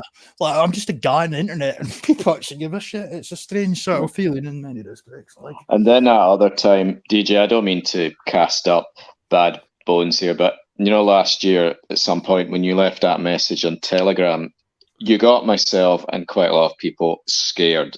And in fact, I was one of the ones that actually had to intervene. I phoned the authorities to try and find out where you were and if I could reach out to you. But fortunately, other people thought the same way as well. So just know that you have my support and everything. You can also reach out to me if ever you need to chat. Although I'm just a nobody on the internet that appears now and again on streams. No, So I think very good for you, Viking, for feeling that way. No, I appreciate it. I would just but say, you know what the copper, what they actually told me? I phoned the control, and they actually said, well, just to assure you, we've actually had a few calls of the same nature, and we're actually dealing with the situation as I speak. So that was reassuring as well, because I had no idea how to get the hold of you. I didn't even know your name or anything. I just described you, and they said, yes, we are aware of the situation. So there you go. The fucking no chance had my address because he was going to send me a microphone. So right, well, that's how they eventually. I made my way home hours and hours and hours later, and then about half an hour because I'd lost my keys and everything. And I was sitting there waiting for my mum, and then the police turned up. I was like, oh no! But the moral of my story there, and I appreciate what you said there. I think the moral of my story kind of ties in what you were saying there. Is I was suffering in silence behind the scenes, making all these videos out my tits, drunk, and doing other naughty things from time to time, not telling a soul how bad things were behind the scenes. And I think that's how it ended up all culminating the way that it did. So, I think there's a lot of stigma in many respects for men not to speak out whenever things get to them and stuff. Well, and it's made me appreciate life a lot more than fast forward a year on. I've got a job I enjoy. I love life now, so it just goes to show what a year can do. And you've also got yourself a nice little lady friend as well, I believe. So there you go. Can I just intercede here? Something what DJ was saying there about there being a stigma about men talking. The problem has never been for men to talk about what's going on. The problem has been for finding people to listen. And whenever men approach the authorities, the system, the healthcare system, any of that, the very fact that they have asked for help makes them not worthy of the actual help. They'll generally be told, you're a man, fucking get on with it. However, what men are very good at is finding other men that they know who will meet them with compassion and understanding. And I will say to anybody that is a regular with a stream, they ever want to contact me, not a problem. And I know pretty much the majority of the people that are about these streams all feel the same way. We're all here for each other. And if you contact people privately and say, look here, things is going shit. And the other thing is, whenever somebody does contact you like that, please understand that the majority of your job is to listen. Aye. The vast majority. Now, the other thing, what I will say is, as men, we're geared to finding solutions to problems. So somebody phones you or send you a message, whatever, this is going wrong, that's going wrong, that's going wrong. Your automatic instinct as a man is to try to figure out solutions, which isn't always what that person wants and probably won't be at the first instance. So if you are contacting somebody like that and you want to avoid all that, prefix your message with, look, I just want to talk. I'm not looking for a solution. I need to offload this and verbalize it. Could you listen? And then just listen to the person. And then maybe the next time you talk, you will start talking about solutions. But in that initial instinct, your job is to listen. Without a doubt, and I think as well, on a side note, it takes a sort of special kind of person to be able to really take the time and the patience to be there for somebody who's at fucking, as you know, in the depths of despair. I mean, anybody can sort of try and be there for people and whatnot. And I'm holding my hands up and saying that if somebody came to me, I'd probably try my best, but I'm not saying I'd be any good at it, right? You know, but when it came to me, the person that got me through it, no homo, really, I would probably say Scott Samara. That boy is like a brother to me now. He used to phone me up every day, even when I disappeared off YouTube, and I was like just in an absolute state. Phone me up every day, just listen to my inane shit. I'd be pissed, greeting on the phone and shit, just talking nonsense. Like, I look back and cringe in hindsight. It didn't matter. He phoned me every day religiously to make sure that I was all right. And that's kind of what was as hard as it was when he disappeared off YouTube. Don't ever feel embarrassed, DJ. Don't ever feel cringe or embarrassed, because it's important to vent. When I look back at the amount of time that boy put up with me just in an absolute state, but all credit to him, as I say, I think it takes a special kind of person to be able to fucking do that. Like, so he's got my respect. He'll forever be my brother. Like, well, that's good. I'm happy to hear that. Yeah. So, that was we have now turned into a psychology channel.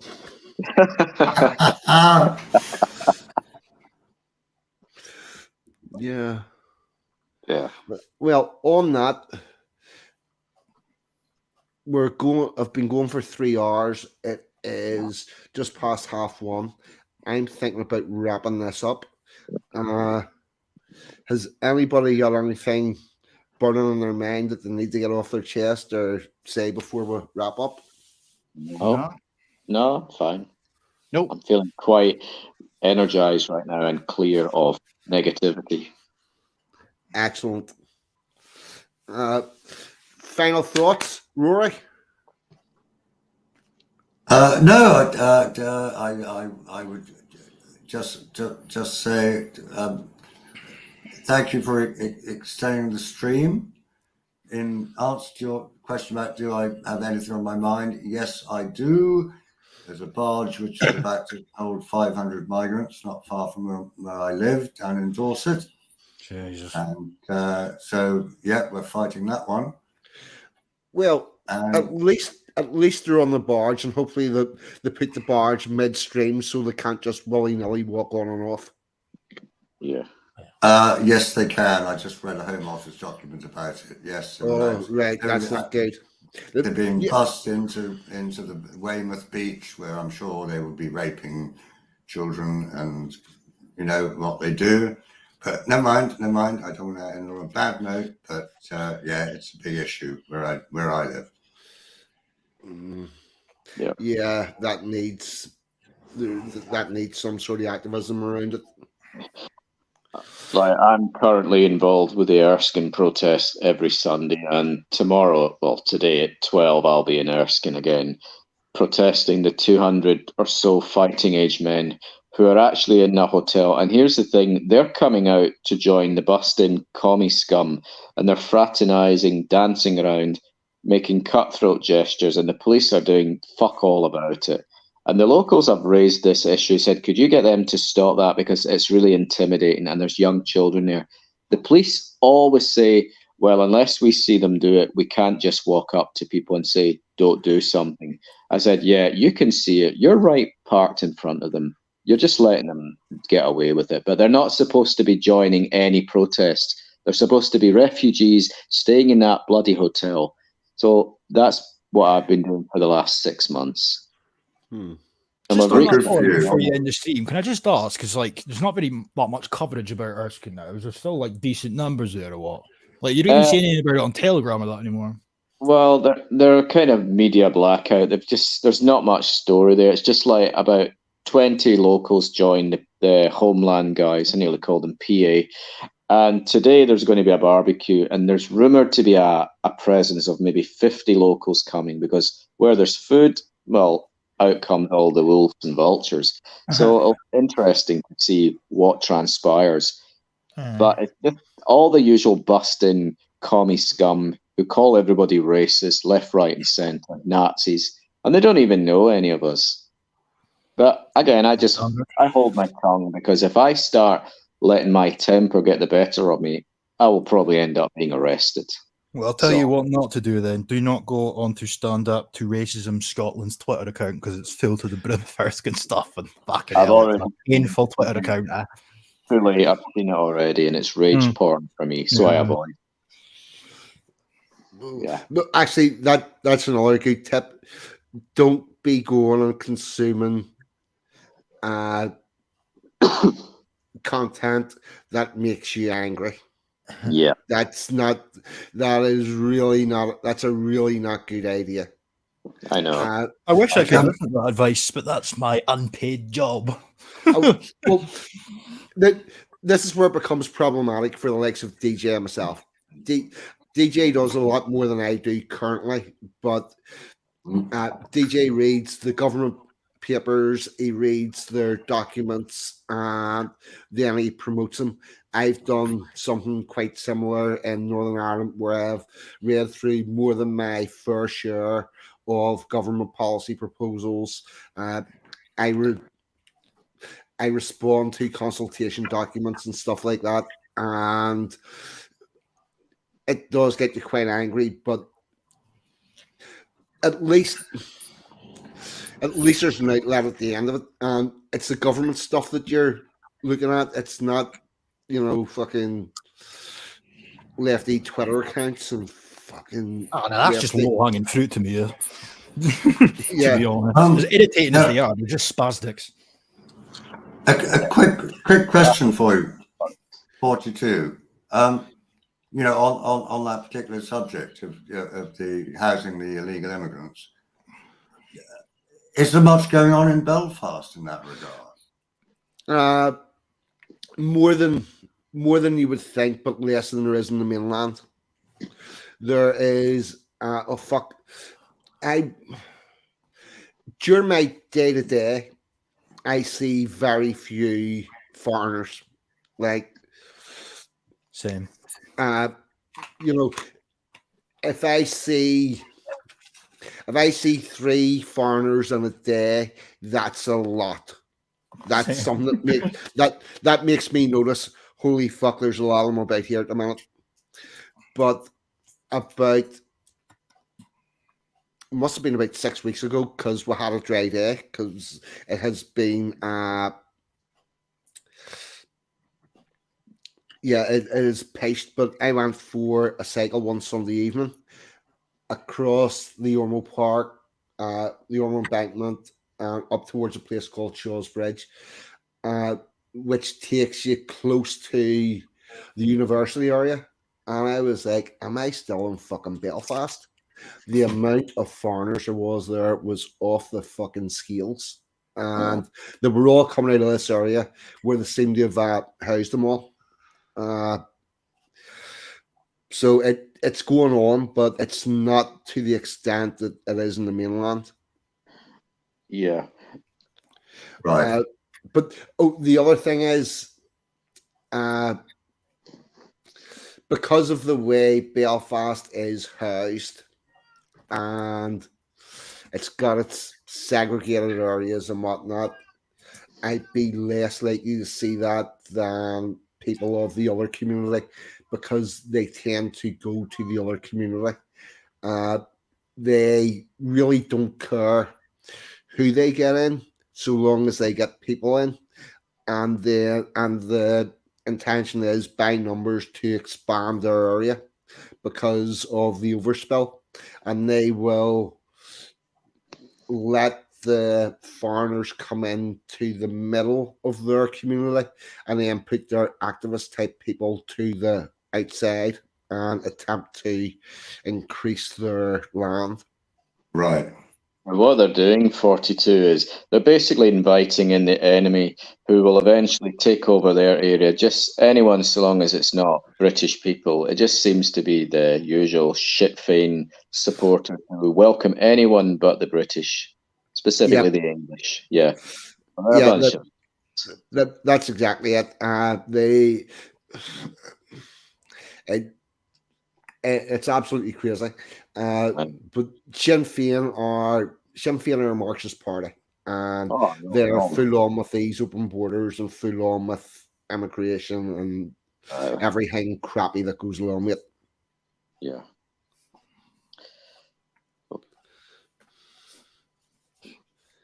Yeah, but Just there is that. really, it really is. Right, Packer, anything? No, mate. Nothing of interest whatsoever. Thanks for the streams, though, and keep us informed and, you know, reminding us of our culture. It's a good thing. Yeah. Our culture hasn't been lost, but it has definitely been maligned and misplaced. And we need to deal with that, and we need to engage with our traditional events. And they need publicized. Yeah. I may at some stage actually although the Birdman of Bognor only dates to the 70s, I was quite upset by that. I would rather have been going for a couple of 100 years, but I might at some stage have a go at that because it looks quite good fun.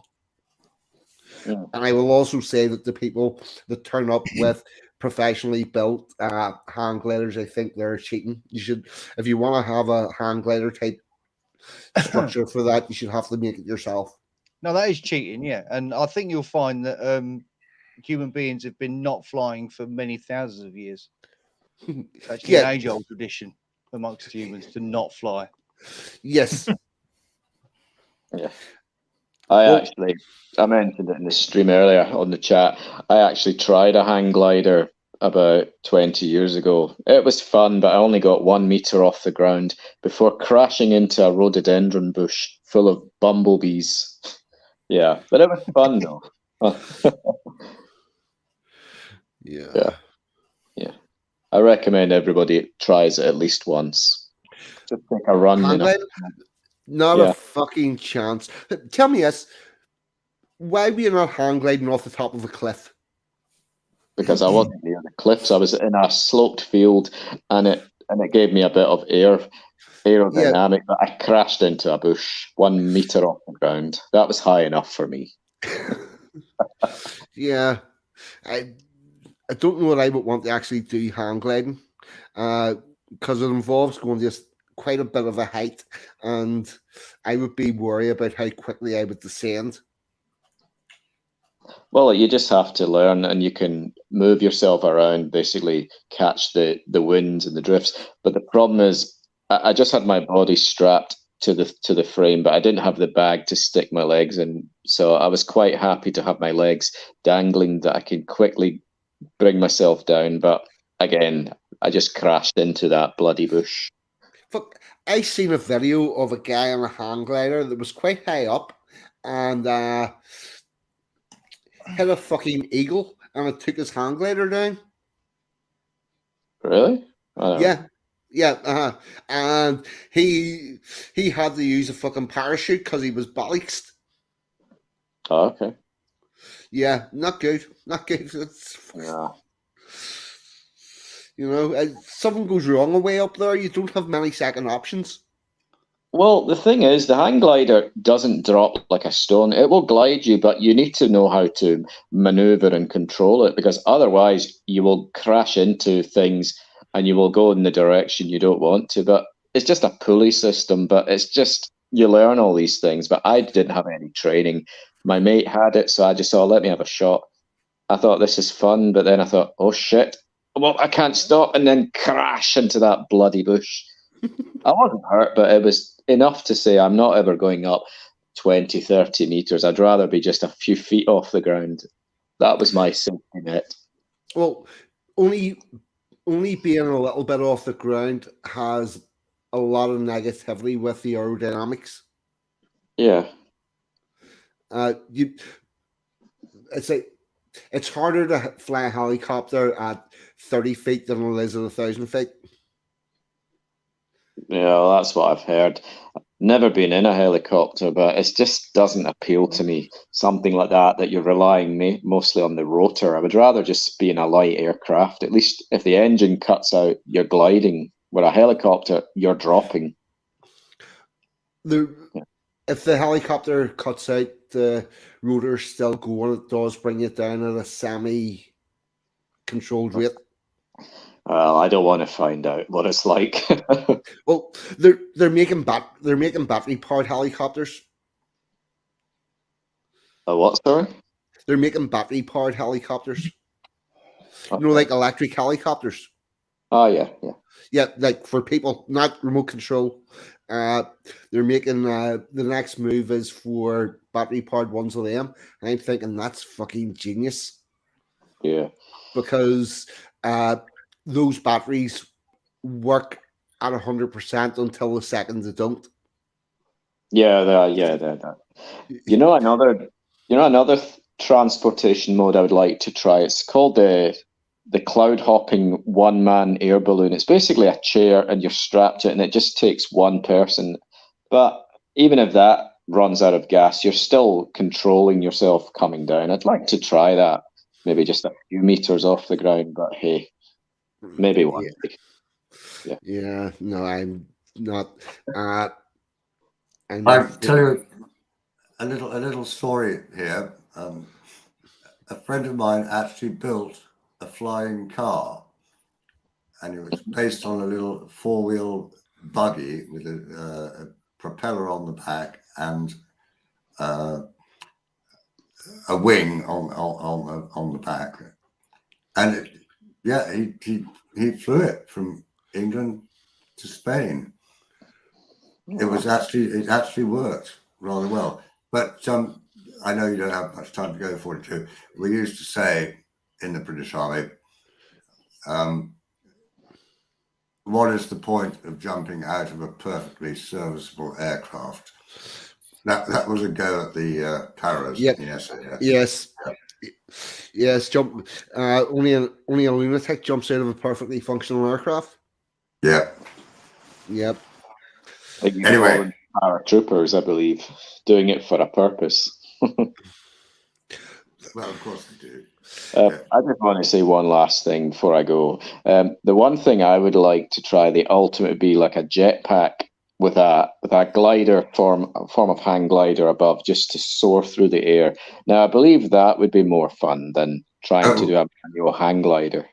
No, I agree. That looks like fun. You're basically in one of those airplanes with like the hover blade out the back. You can get those light aircraft that are sort of you can get hang gliders that have like an engine on them.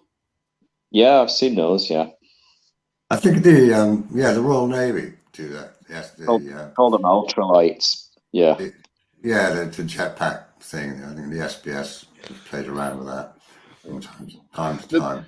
The problem with jetpack was always they couldn't get it to go much more than 100 meters. Yeah, because of the speed that it used up fuel. And the fuel, yeah, exactly. There is actually a Frenchman.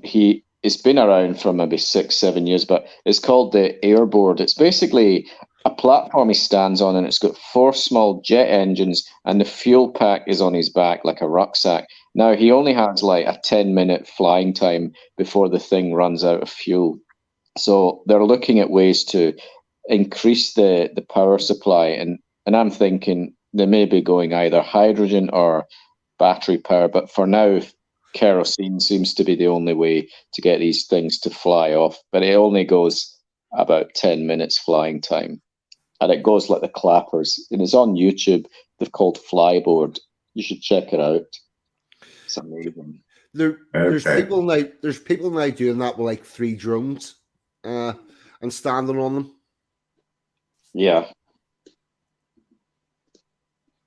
I mean, even a hoverboard like from Back to the Future, the hoverboard in theory is possible, but not with whatever the propulsion is in the movie, but with small jet engines or even small electric motors used for model aircrafts. If you have enough of them, they can lift a person off the ground. But it's always about the amount of power it takes, and you need to have enough, and you need to calculate how much flying time you have. Otherwise, you drop like a stone, and that's not good.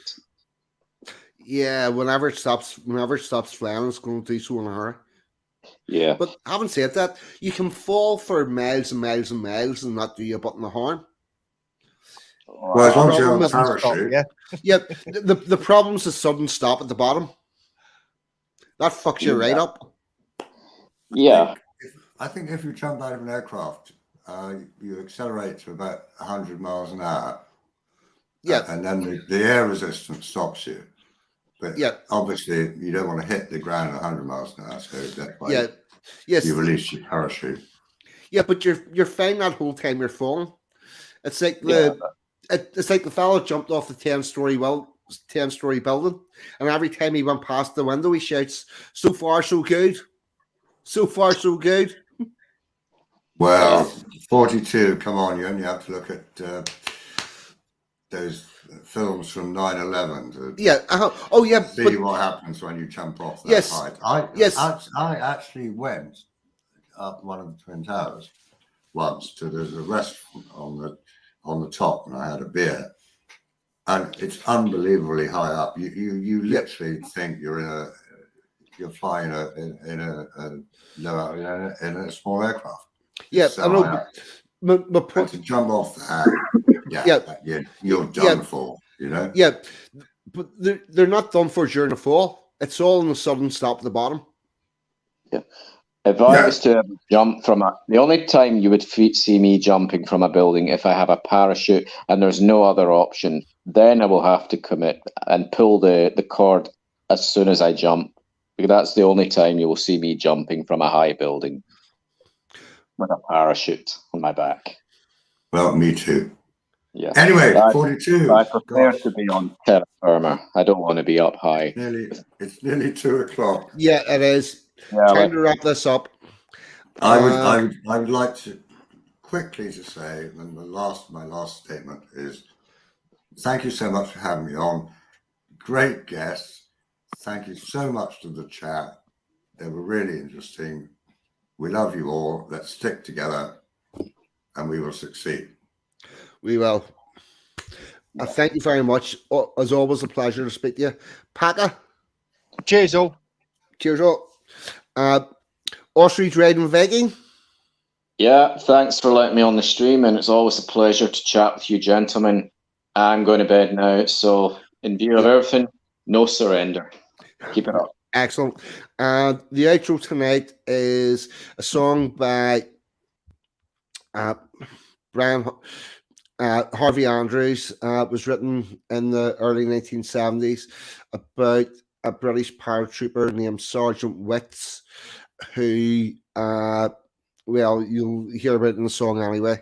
But I thought since we were talking about Regent and Hyde Park, we will have something vaguely connected. Yeah.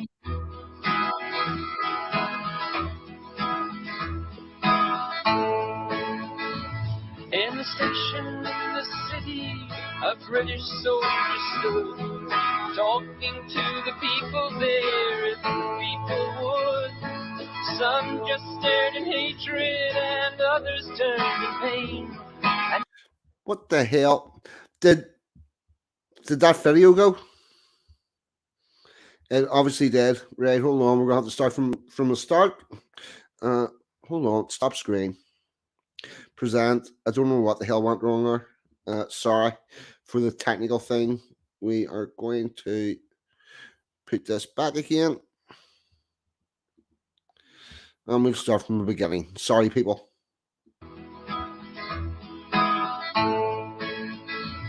In the station in the city, a British soldier stood, talking talking to the people there as the people would.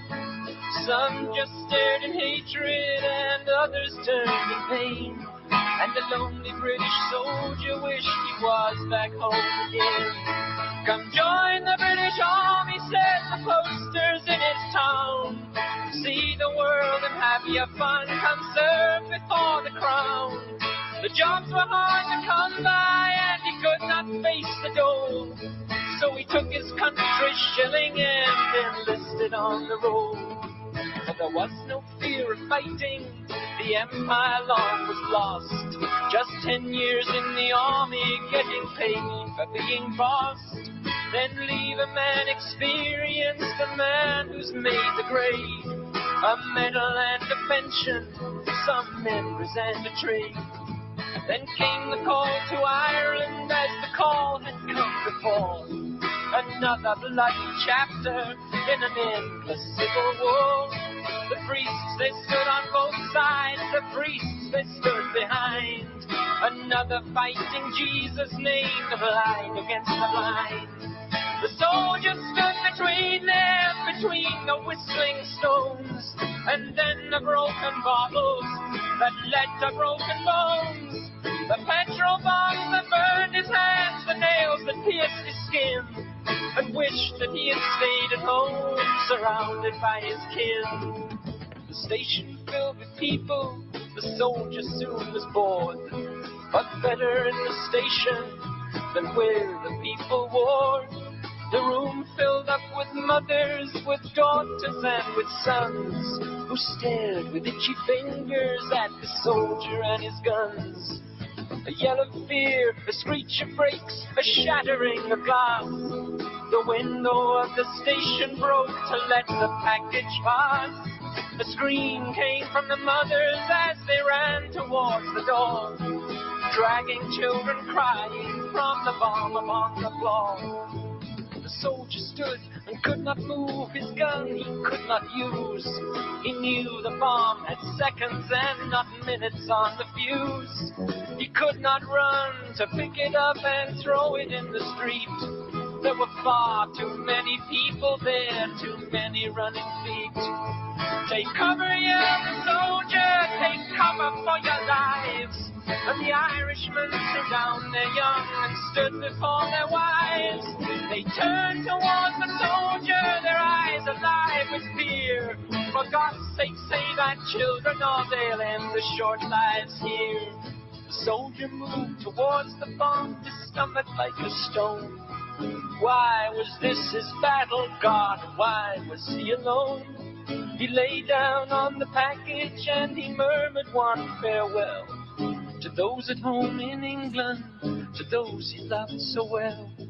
He saw the sights of summer, felt the wind upon his brow.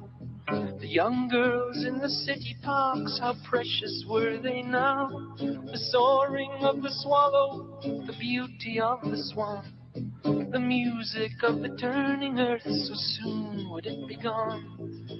A muffled soft explosion and the room began to quake. The soldier blown across the floor, his blood a crimson lake. They never heard him cry or shout, they never heard him moan. And they turned their children's faces from the blood and from the bone. The crowd outside soon gathered and the ambulances came to carry off the body of a pawn lost to the game. And the crowd, they clapped and jeered and they sang their rebel songs. One soldier left to interfere where he did not belong. But will the children growing up learn at their mother's knee the story of the soldier who bought their liberty, who used his youthful body as the means towards the end, who gave his life to those who called him murderer, not friend.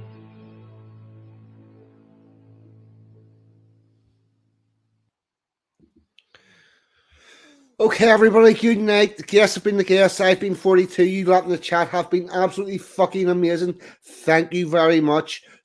Good night. God bless. And I will see you all next week. I'm out of here. Gone. Goodbye.